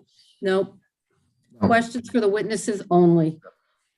Mr. Chair, it doesn't have to be decided right now, but for a later date, there is a question in principle about who is with the association that Mr. Sadi represents. I know he mentioned, I think it was 4 members. The website indicates that Ms. Zisk was a contributor. The sole purpose of this association is to fund the attorney. I'm just paraphrasing what it says, and to fund experts for this particular case.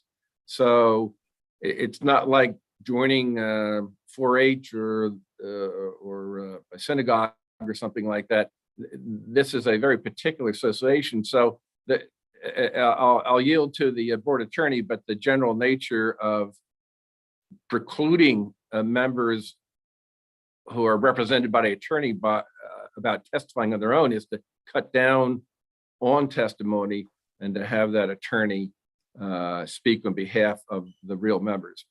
I just raise that right now. I'm not asking for a decision. It's too late. But this was a statement directly related to No. my letter, which was. Yeah, just a minute. Marty? Yeah, so to Mr. Brown's comment, my answer would be, Mr. Asadi has put on the record who he represents. He can clarify that later. He does not represent me. Ms. Zisk, let me speak. So he did not mention he represents Ms. Zisk. My understanding is from Mr. Brown, she may be a donor to that group.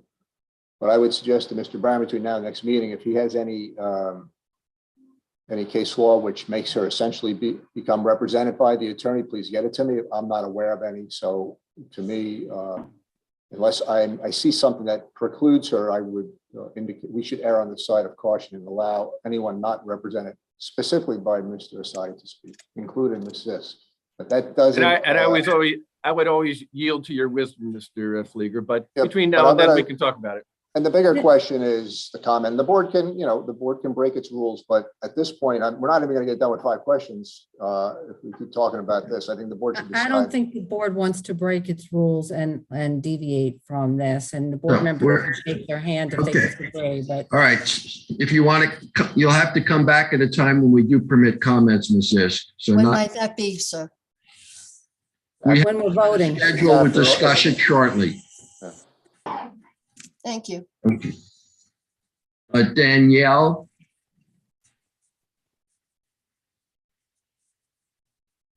Yes, hi. Please identify yourself, your name and address for the record. Danielle Curcio, 3 Williams Way. My question goes towards Mr. Potter. He testified that 48 to 53-foot tractor trailers travel to the current structure. Do you know how they are getting there? I'm concerned that they are they're going to be passing our Holmdel Middle School, High School complex, which is very active with young drivers, and also coming up Dwight Road, which also has our Middletown schools. Why Well, I that's- asked, okay, go ahead. I'm sorry, go ahead. That's many discussions I've had with some of the local and county people. Okay, Basically, everything we had came in on a county road, other than the fact that Laurel Avenue has a train bridge, which stops quite a few tractor trailers. So our traffic came in either Dwight Road, Holmdel Keyport Road, Crawford's Corner Road. That's the way it came. The only legal way you could get it in. right. So now that goes to my concern maybe for the board members, that because these tractor trailers cannot come up, I don't know if the engineer mentioned how Mr. Potter just mentioned about the train bridge that they will not clear and they cannot go on the parkway, that they will be passing our schools then to get in there with their supplies. And Danielle, if I could just jump in, I just think, just to clarify, I think Mr. Potter was speaking of when he was in business, which he no longer is. So he was only testifying to what his business had. So those trucks should not be there anymore. That's correct. Well, I feel that I think that you had said there's going to be supplies coming in, so they'll just be coming in box trucks then. This then goes to the lawyer. And that's then. back to Mr. Semhoff when he comes back. I guess he did testify to that also, but I think when he comes back, if you have a question on that, you should clarify with him. But I don't think Mr. Potter's qualified to answer what is going to happen in the future there. I fully agree. He was talking about his experience on the commercial part of the property.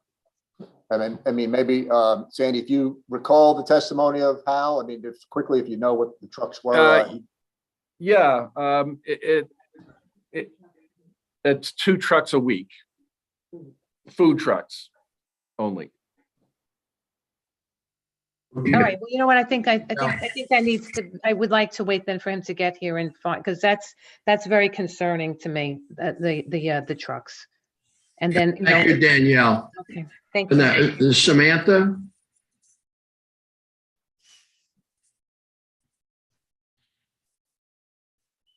Hello. Yes. Hello.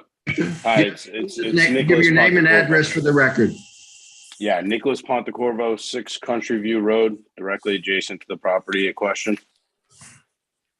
Mr. Potter. Bill, how are you? Good, good. I heard you mention something about the township, when you didn't make you an offer to buy the property, they told you they were going to condemn it. Was there ever a competitive offer on the table in this round to you or the Clementes that you're aware of from the township? From the township? Like a market order? Okay.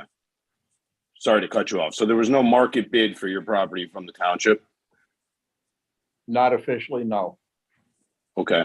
Is it your understanding, or did you have any knowledge? I assume you knew they were aware that the property was for sale? They should have. It was advertised. Okay. And then my other question was, you mentioned something about the animals. Did I hear you correctly? The animals are fine. They're going to go to your farm in Cream Ridge? That's right. Okay. Okay. My other questions were for the architect, if he's still available, or do I wait? He's there. Okay.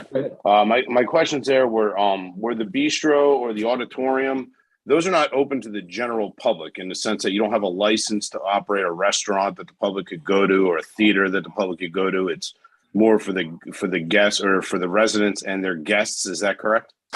That's correct. It's for the residents and their guests. So that could be family members, it could be friends, it could be visitors curious about what it is like to live there. So yes, residents. Okay, thank you. Because there's been, obviously, I'm trying to get some factual information. There's misinformation advertising that's going to be a restaurant, a theater open to the public.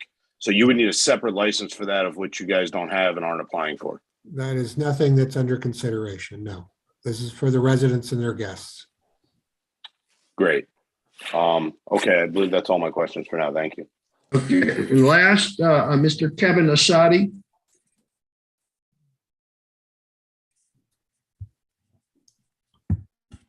Okay, can I be heard?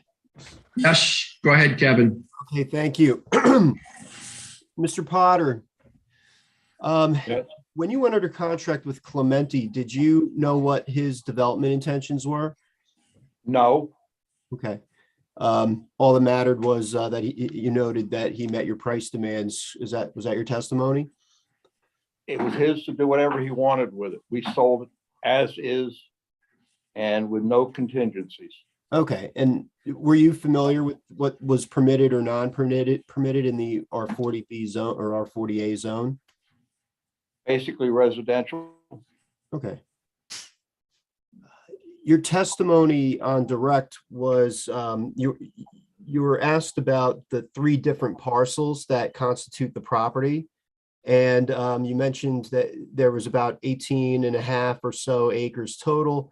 I want to ask you specifically about each one. Lot 41, which just to save time is the 0.29 acre lot. That was vacant land. Is that correct? That's right. And that was assessed as vacant land. Is that correct? Yes, it was. Okay. And the lot 40Q is the 15 acre lot that you were mentioning. That's the class 3B qualified farm lot, correct? That's right. Okay. And finally, there's the third lot, which is the 3 acre lot. That's just known as lot 40. And you testified on direct that this was a commercial, it was classified as commercial. Are you 100% sure about that? It was agreed to between the township, my brother and myself, that the 3 acres would be commercial. The balance of the property would be farmland. And Okay. the other thing is, you're talking about the small lot. That was originally either 1.5 acre or 2 acre lots that my brother and I owned, which was separate from the family property. The Okay. county went through and widened Red Hill Road at the intersection. So that took up a good part of that lot. So that was folded back into the rest of the property with my brother and I. Okay, thank you for that. With respect to lot 40, it's class, I'm just going to let you know in the public record, in the assessment records, it's classified as 3A, which means farm regular. Do you know anything about that classification and what it means? That you'd have to ask the tax assessor. Okay. From the regulation, which I'll let you know what it says that class 3A, which is farm property regular, means land together with improvements where the use of the land and function of the buildings on that land are for agricultural and horticultural purposes, but which is not qualified for nor assessed under the Farmland Assessment Act. Does that fairly describe? We were a non-conforming use on the 3 acres you're discussing. Okay, so there was a use variance in hand for commercial use? No, it was a non-conforming use before the zoning law came into effect. I see. Okay, so it was a pre-existing non-conforming. Okay, thank you. I just wanted to understand that. It is assessed as 3A though, interestingly. That you have to talk to the tax assessor about. No problem. Okay, I have nothing further for Mr. Potter. I do have some questions for Mr. Hogland, if I'm still open to ask those questions, Mr. Chair. Please. I have no problem with that. May I proceed? Yes. Okay, Mr. Hogland, you were present at the last hearing, is that correct? Not at the last hearing. I was there in the fall. Okay, well, between the last hearing and now, were you asked by the applicant to provide some sightline renderings of the proposal to give a sense of what this is going to look like from, the bottom of the Parkway exit, from the perspective of Country View Drive, and from other points about the property? The question is, were you asked to prepare those?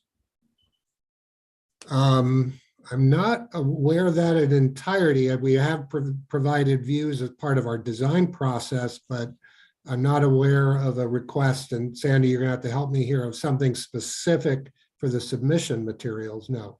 Okay, we'll move on. Could you bring up that exhibit that you were going through, and that was marked as A20?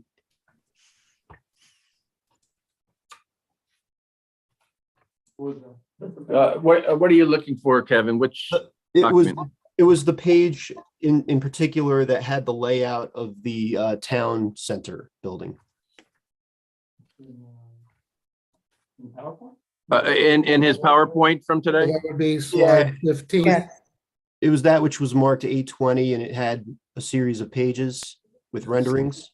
Slide 15 is the town center, if that's specifically where your question's going. Is there any way that you could zoom in on the actual picture there? Yeah. Could you go in any further? Oh, actually, it's okay. I think I'm good.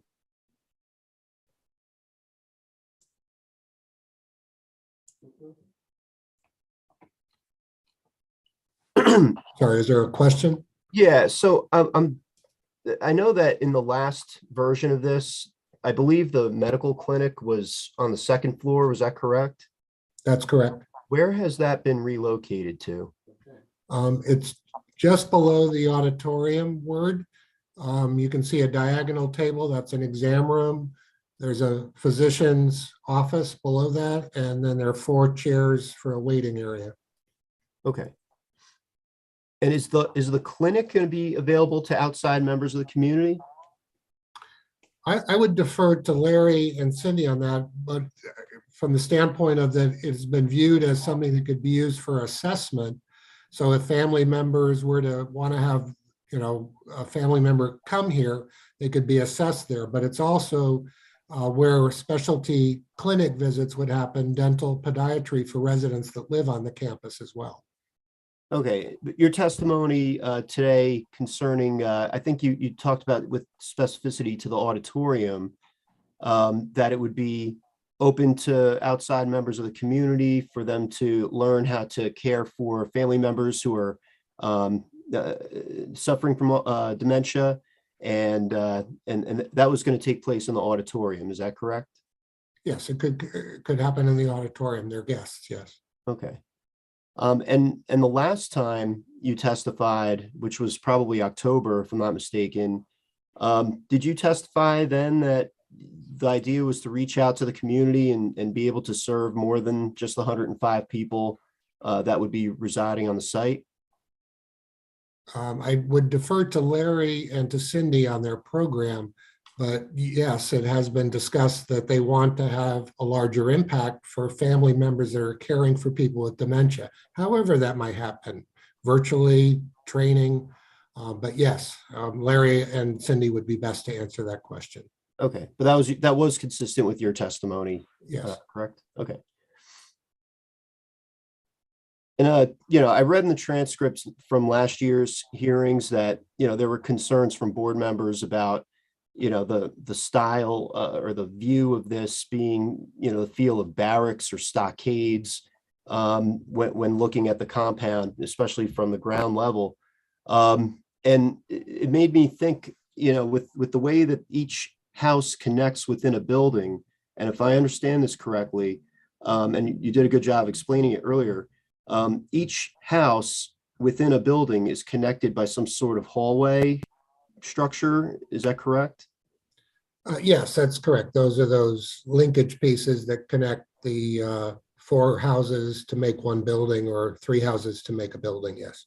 Are those linkage pieces fully enclosed? Yes. And is there any fenestration or anything like that? There are windows to the garden side, and there is an emergency access door requested by the emergency staff to the outside to where the perimeter fire drive goes around. Okay. Would it be fair to say from the outside ground perspective that it would look like a solid state of bulk if you're standing there looking upon the compound, that all we're going to see is a series of buildings and linkage pieces and fencing from certain perspectives? Is that fair to say? Yeah, the intent, yes, the intent, as I shared earlier, is that the buildings define the perimeter, and then where there are gaps between the buildings, there are fences. Those fences are envisioned to be solid, not visually permeable, because we really don't want the residents focused to the outside to make any attractive nuisance. We really want them to engage in the enclave garden from a safety and access standpoint. Okay, would you mind sharing again A20 and bringing out the overall site layout? There was one nice rendering you had with the various buildings, and that actually helped me understand the design a lot better. You're talking about the 3D version? I don't know. Like the bird's eye view? Yeah, the bird's eye view was pretty good. Yeah, that's slide 18. Or do you have one of the entire site? Oh, that's fine. That's fine. You know what? Actually, That's the original, Kevin. You had one where each of the buildings was numbered, and it helped give us a good idea of the concept. And you were explaining it. It actually helped me understand it a great deal. Slide 6. Yeah, that's the one. Thank you.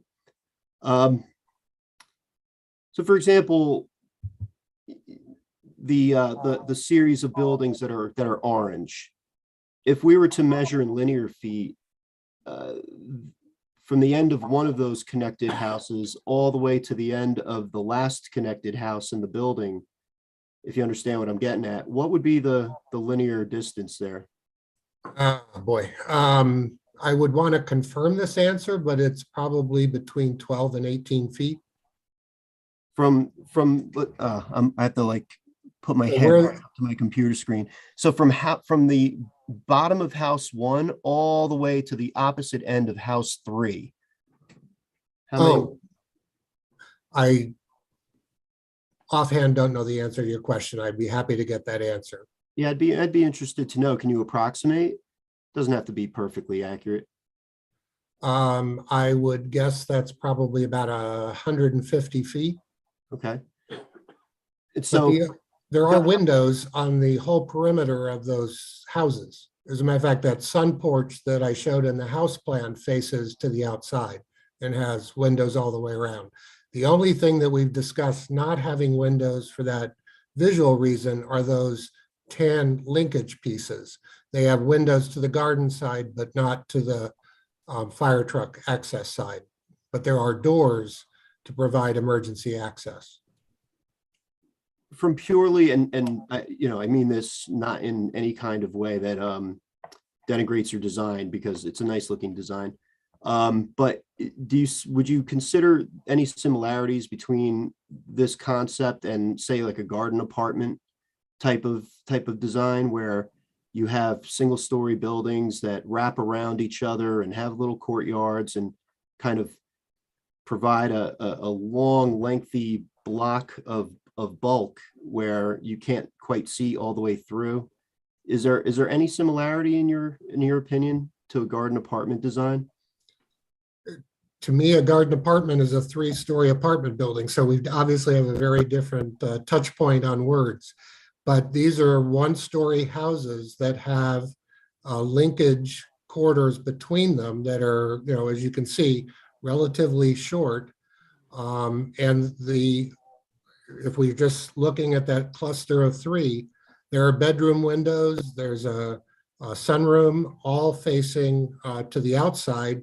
The living room and other bedrooms face to the inside. So I'm not entirely sure of the point you're asking me, but they provide a variety of experiences. They turn, they twist.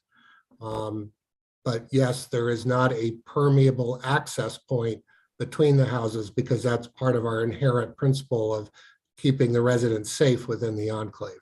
I understand. But for example, are you familiar with the zoning of this property in any way?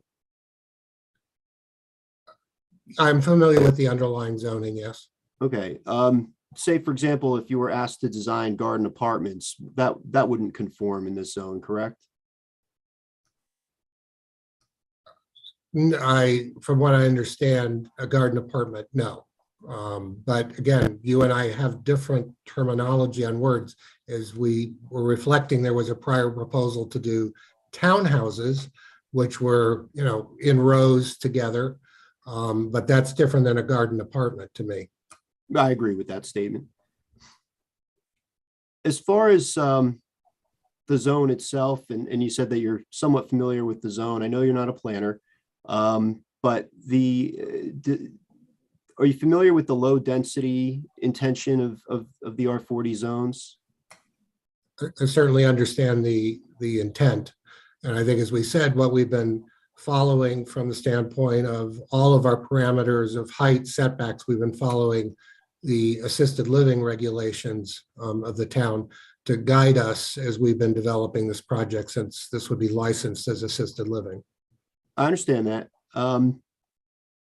But that said, an assisted living use, especially one which has, outreach to the greater community and several other uses, may they be ancillary or principal, we're not sure. But would you consider this to be a high density design? Not. I'm going to object to that question, because he's making comments as part of his questions. If he wants to ask a particular question of an architect, fine. If you want to ask planning questions, Mr. Higgins will be here. Okay. And he can talk about what you're driving at, Kevin. Again, he's our project architect. He talked about compliance with design standards. So if you can't answer the question or wish not to, then that's fine. Yeah, I would prefer for the planner, if you're heading into a different area other than the development that we proposed. Okay. No more questions. Thank you. Okay, thank you. All right. Ralph, for a second, Kevin, if you're still there, since it came up, I would ask that if you could please submit to my office a written list of who your clients are. I know you said it on the record, but just so we have the spelling of everyone's name, and if you have any specific knowledge of. Okay, so opposite of what Mr. Brown may be looking at, that, donors may still obviously testify they're not part of your group. So if you have anything on that, please submit it to me prior to the next meeting. That would be helpful. Excuse me, there's one more hand up. Let me just finish. Kevin, did you hear what Mr. Flager just said? Sorry, I had already removed his permission to talk. I'm looking for him so I can allow him to talk again. Just when the I just hand want to is make down. sure that he heard what Mr. Flager requested. Thank you. He put his hand up. That was very helpful. Thank you. Okay. Yeah, I guess I was talking to myself for a good while there. I didn't realize. No, but okay. Marty, you want to repeat your request to Mr. Arsadi? Did you hear, Kevin, what I had asked? Yeah, I heard what you asked, and if I may have 10 seconds to, and I will do that, Mr. Flager. Yep. But just 10 seconds, the 4 individuals who I named on the record at the last hearing are the only people who I have any representation of. I do not represent any other, and there have been, Kevin Asadi doesn't represent me has been one of the most popular phrases in the last 3 weeks here. And it's true. I only represent those 4 individual people. They've associated together.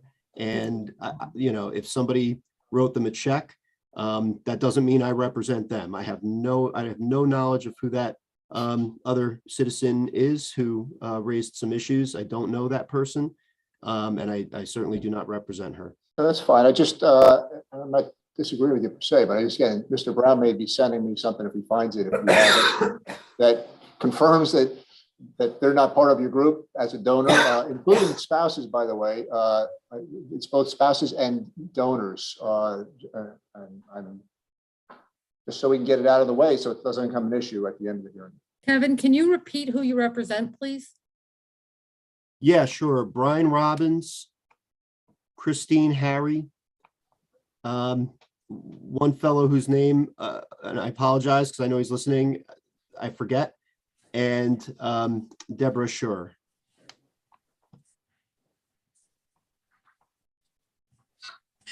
You forget his name, he doesn't have to pay you. I work hard to remember everyone's names. Just send us the list and we'll forward it to the board members. Will do. Okay, thank you. That's it for the hand up.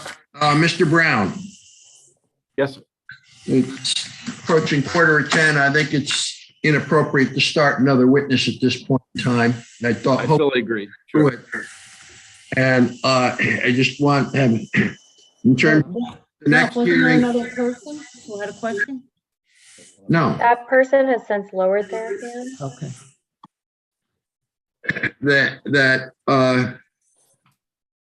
Good grief, the camera is frozen. Well, anyway, can you hear me? We can hear you. Okay.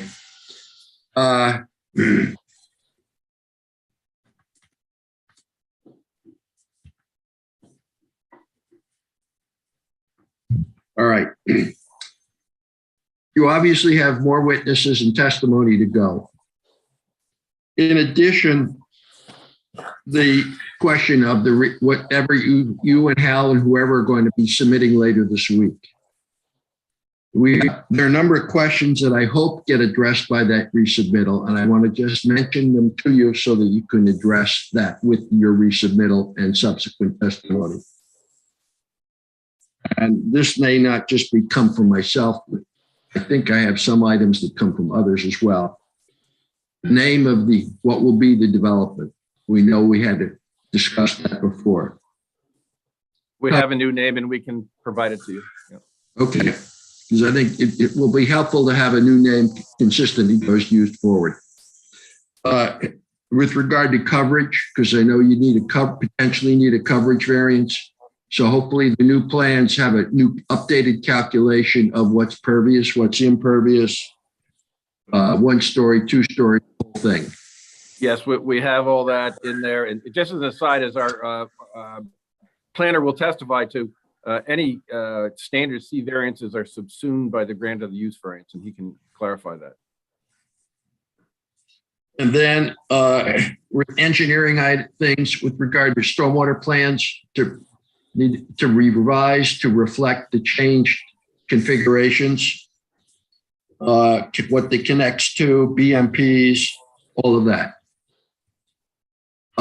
Hopefully, we had discussed for the buffers some landscape easements, and hopefully, I would hope that the plans would show those because they become eventually deed limitations and so forth. Sewer connections. And one that just came up last week is signage. And I'm guessing, and I want to presume that there may well be some sign at the entrance or at the entrance building or whatever.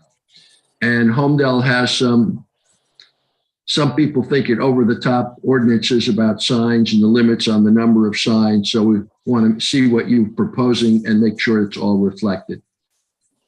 Sure. And the question of continuations, if it's only submitted this Friday, and I guess since it hasn't been submitted yet, I'm presuming it's not going to appear yesterday. The next date that's potentially available is the 16th. However, we really prefer if our professionals, our engineer, Bob Bucko, our planner, Kate Keller, have time to review these plans and get their revised reports to the board in advance of such a meeting. And Mr. Bucko for sure questioned that's possible if he doesn't get it till at least Friday to have that by the 16th. Well, Mr. Chairman, if there's a concern by Bob, even though we've been fine tuning this for about 7 months or so, as I recall, but when Bob sees it, if he has concerns about it, I have other witnesses so that if Bob doesn't have time to address, let's say what Hal is saying, we have other witnesses who can fill the time. So that shouldn't be a problem. Okay, so what you're, if he doesn't have sufficient time to complete his engineering review, then maybe he gets half done or whatever. If specific disciplines he hasn't had time to complete, that would be carried to a subsequent hearing. Sure, absolutely. And again, we have other witnesses who have nothing to do with engineering. So, Cindy needs to testify. We're going to bring back one or two other witnesses to educate the board and what was said in 2021. So we will have enough testimony, even if we took Hal out of the lineup completely for the 16th, we can fill the time. Okay. I certainly hope we get further than we did tonight. I'm sorry to Cindy that we didn't get to hear her testimony. She'll be back. Okay, Bob, are you okay with that? Yeah, Mr. Chairman, yeah, like my biggest concern is, and Sandy's right, Hal has been terrific in getting, asking the questions, getting the information, but I haven't seen it. And, I don't do the whole review. I send it off to my traffic people. I send it off to the drainage people. I send it off to the different disciplines. And if I had to have a report for the 16th, I can assure you that the board wouldn't be getting my review letter until Monday or Tuesday. And that to me is not sufficient enough time for the board to read my review letter, because it will be an extensive review letter. And Hal understands that. I've never seen the sanitary sewer report yet. That's going to be brand new. So my concern is that I don't want to get my review letter completed and to the board a day or two before the meeting. I would rather have time to give them the report a week in advance, like the Wednesday before we go into the testimony of the final revised engineering plans. That way the board would have the opportunity to read my letter, formulate questions, go out and see the site again if they needed to, and be fully prepared when Hal comes back and Sandy and his professionals come back to complete their testimony. Hey, Kate, are you comfortable with that scenario? Yeah, I mean, I agree with what Bob said, and my report is a different type of report than Bob's. It's not as technical in many ways, but at the same time, this is a complex D1 use variance application, and I do want to have a chance to update my report to reflect the latest plans, particularly before the planner testifies. And it would be a rush job most likely if we were to turn it around that quickly. So and I would assume that I'm not going to presume how Mr. Brown will present his witnesses, but generally the planner does go last. So I would just prefer if the planner was not heard at the next meeting, at least before I could get my letter in better shape. Mr. Brown? We were planning to have Jim come in to talk about the limited concept of the COA, because Bill touched on that today and it seemed to be timely. But Kate, of course, is correct. The standard procedure is for a planner to testify at the end. And we weren't planning to have Jim testify before the other specialties are completed. So. Would it make more sense to carry this till April, till everybody's ready, so we can try to get a tight presentation together and finish this off? Well, what I'm suggesting is that there are other witnesses who, if Kate and Bob are uncomfortable with the time frame for that. I mean, I have other witnesses who will take the time. Maybe you want to adjourn earlier, but there are other witnesses that. Well, Sandy, when you say take the time, it's not a goal just to fill the time, right? We want to put productive witnesses on in a short time frame and wrap it up. So is that really what you've got that we need to have? So you'll need 2 more full meetings to present your case? Well, I wouldn't necessarily say 2 full more meetings, but for the 16th, I have enough witnesses who I've always planned to offer, and they don't have to touch on the areas that Bob and or Kate are concerned about. I said Jim would come in on that limited basis, but that's not going to be part of Kate's review report. So yes, I have very pertinent witnesses, and I'm not filling anything respectfully. It's to provide salient information. For example, Bob Peterson testified just like some of the other witnesses. He's going to come back and explain the purpose of his testimony in 2021, and he's going to update his report just like all these other witnesses. My sense, given how tonight went with lots of Q&A, that we will potentially want to be, we have to permit comments at the end, that trying to squeeze it into one evening may be too much. So it may well be appropriate to have a shorter time on March 16th, and then the rest of the engineering testimony, Q&A and the like on April 6th, I think the date is, the following day. So, okay, you're saying you have enough to give us a modest amount of testimony on the 16th. So hopefully we can wrap it up at the following hearing. Yeah, so succinctly, Cindy has to testify. She'll take some time. Bob Peterson will also be coming back. He'll take some time. And Jim Higgins will take some time. And then again, to emphasize to Kate, it's not his standard full report to go over the MLUL and other salient. Okay, hence, I think at this point, a couple of minutes before 10, I think the board agrees to carry this application without further notice to a continued public hearing on March the 16th. I just want to raise the question of the format of that meeting. Hey, Ralph, I have a question before you go on. when he was giving us the exhibitions about the townhouse plan, Marty said he wanted us to discuss that later on. I think I'm still interested in hearing what that's about. And he said that's going to come from another witness, and then you, as a board, will decide whether to give it any weight or no weight at all if it's relevant to this application. But I think Sandy said he has another witness that's really going to touch on it.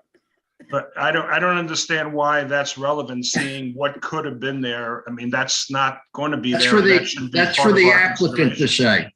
Yeah, it's the applicant has to put on their case. If he feels it'd be appropriate, give him a shot.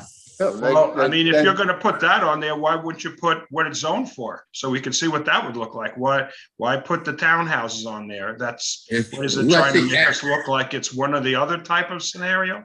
I just don't like. Let the applicant put on his case. We can ask professionals to look at what other choices might exist.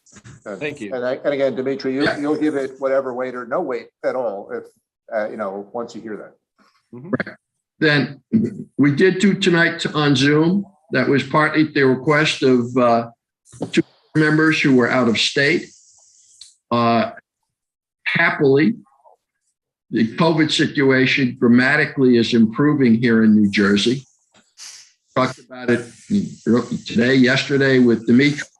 He said the number of people he's taking to the hospital with COVID is dramatically reduced recently. I think you said you hadn't had one the last couple of weeks. That's all good news. So I think I'm willing to certainly consider going live for our next hearing. What do other board members feel about that? And Mr. Brown? We're certainly fine with whatever the consensus of the board is. 100% live. I've always said that. I would say let's go live.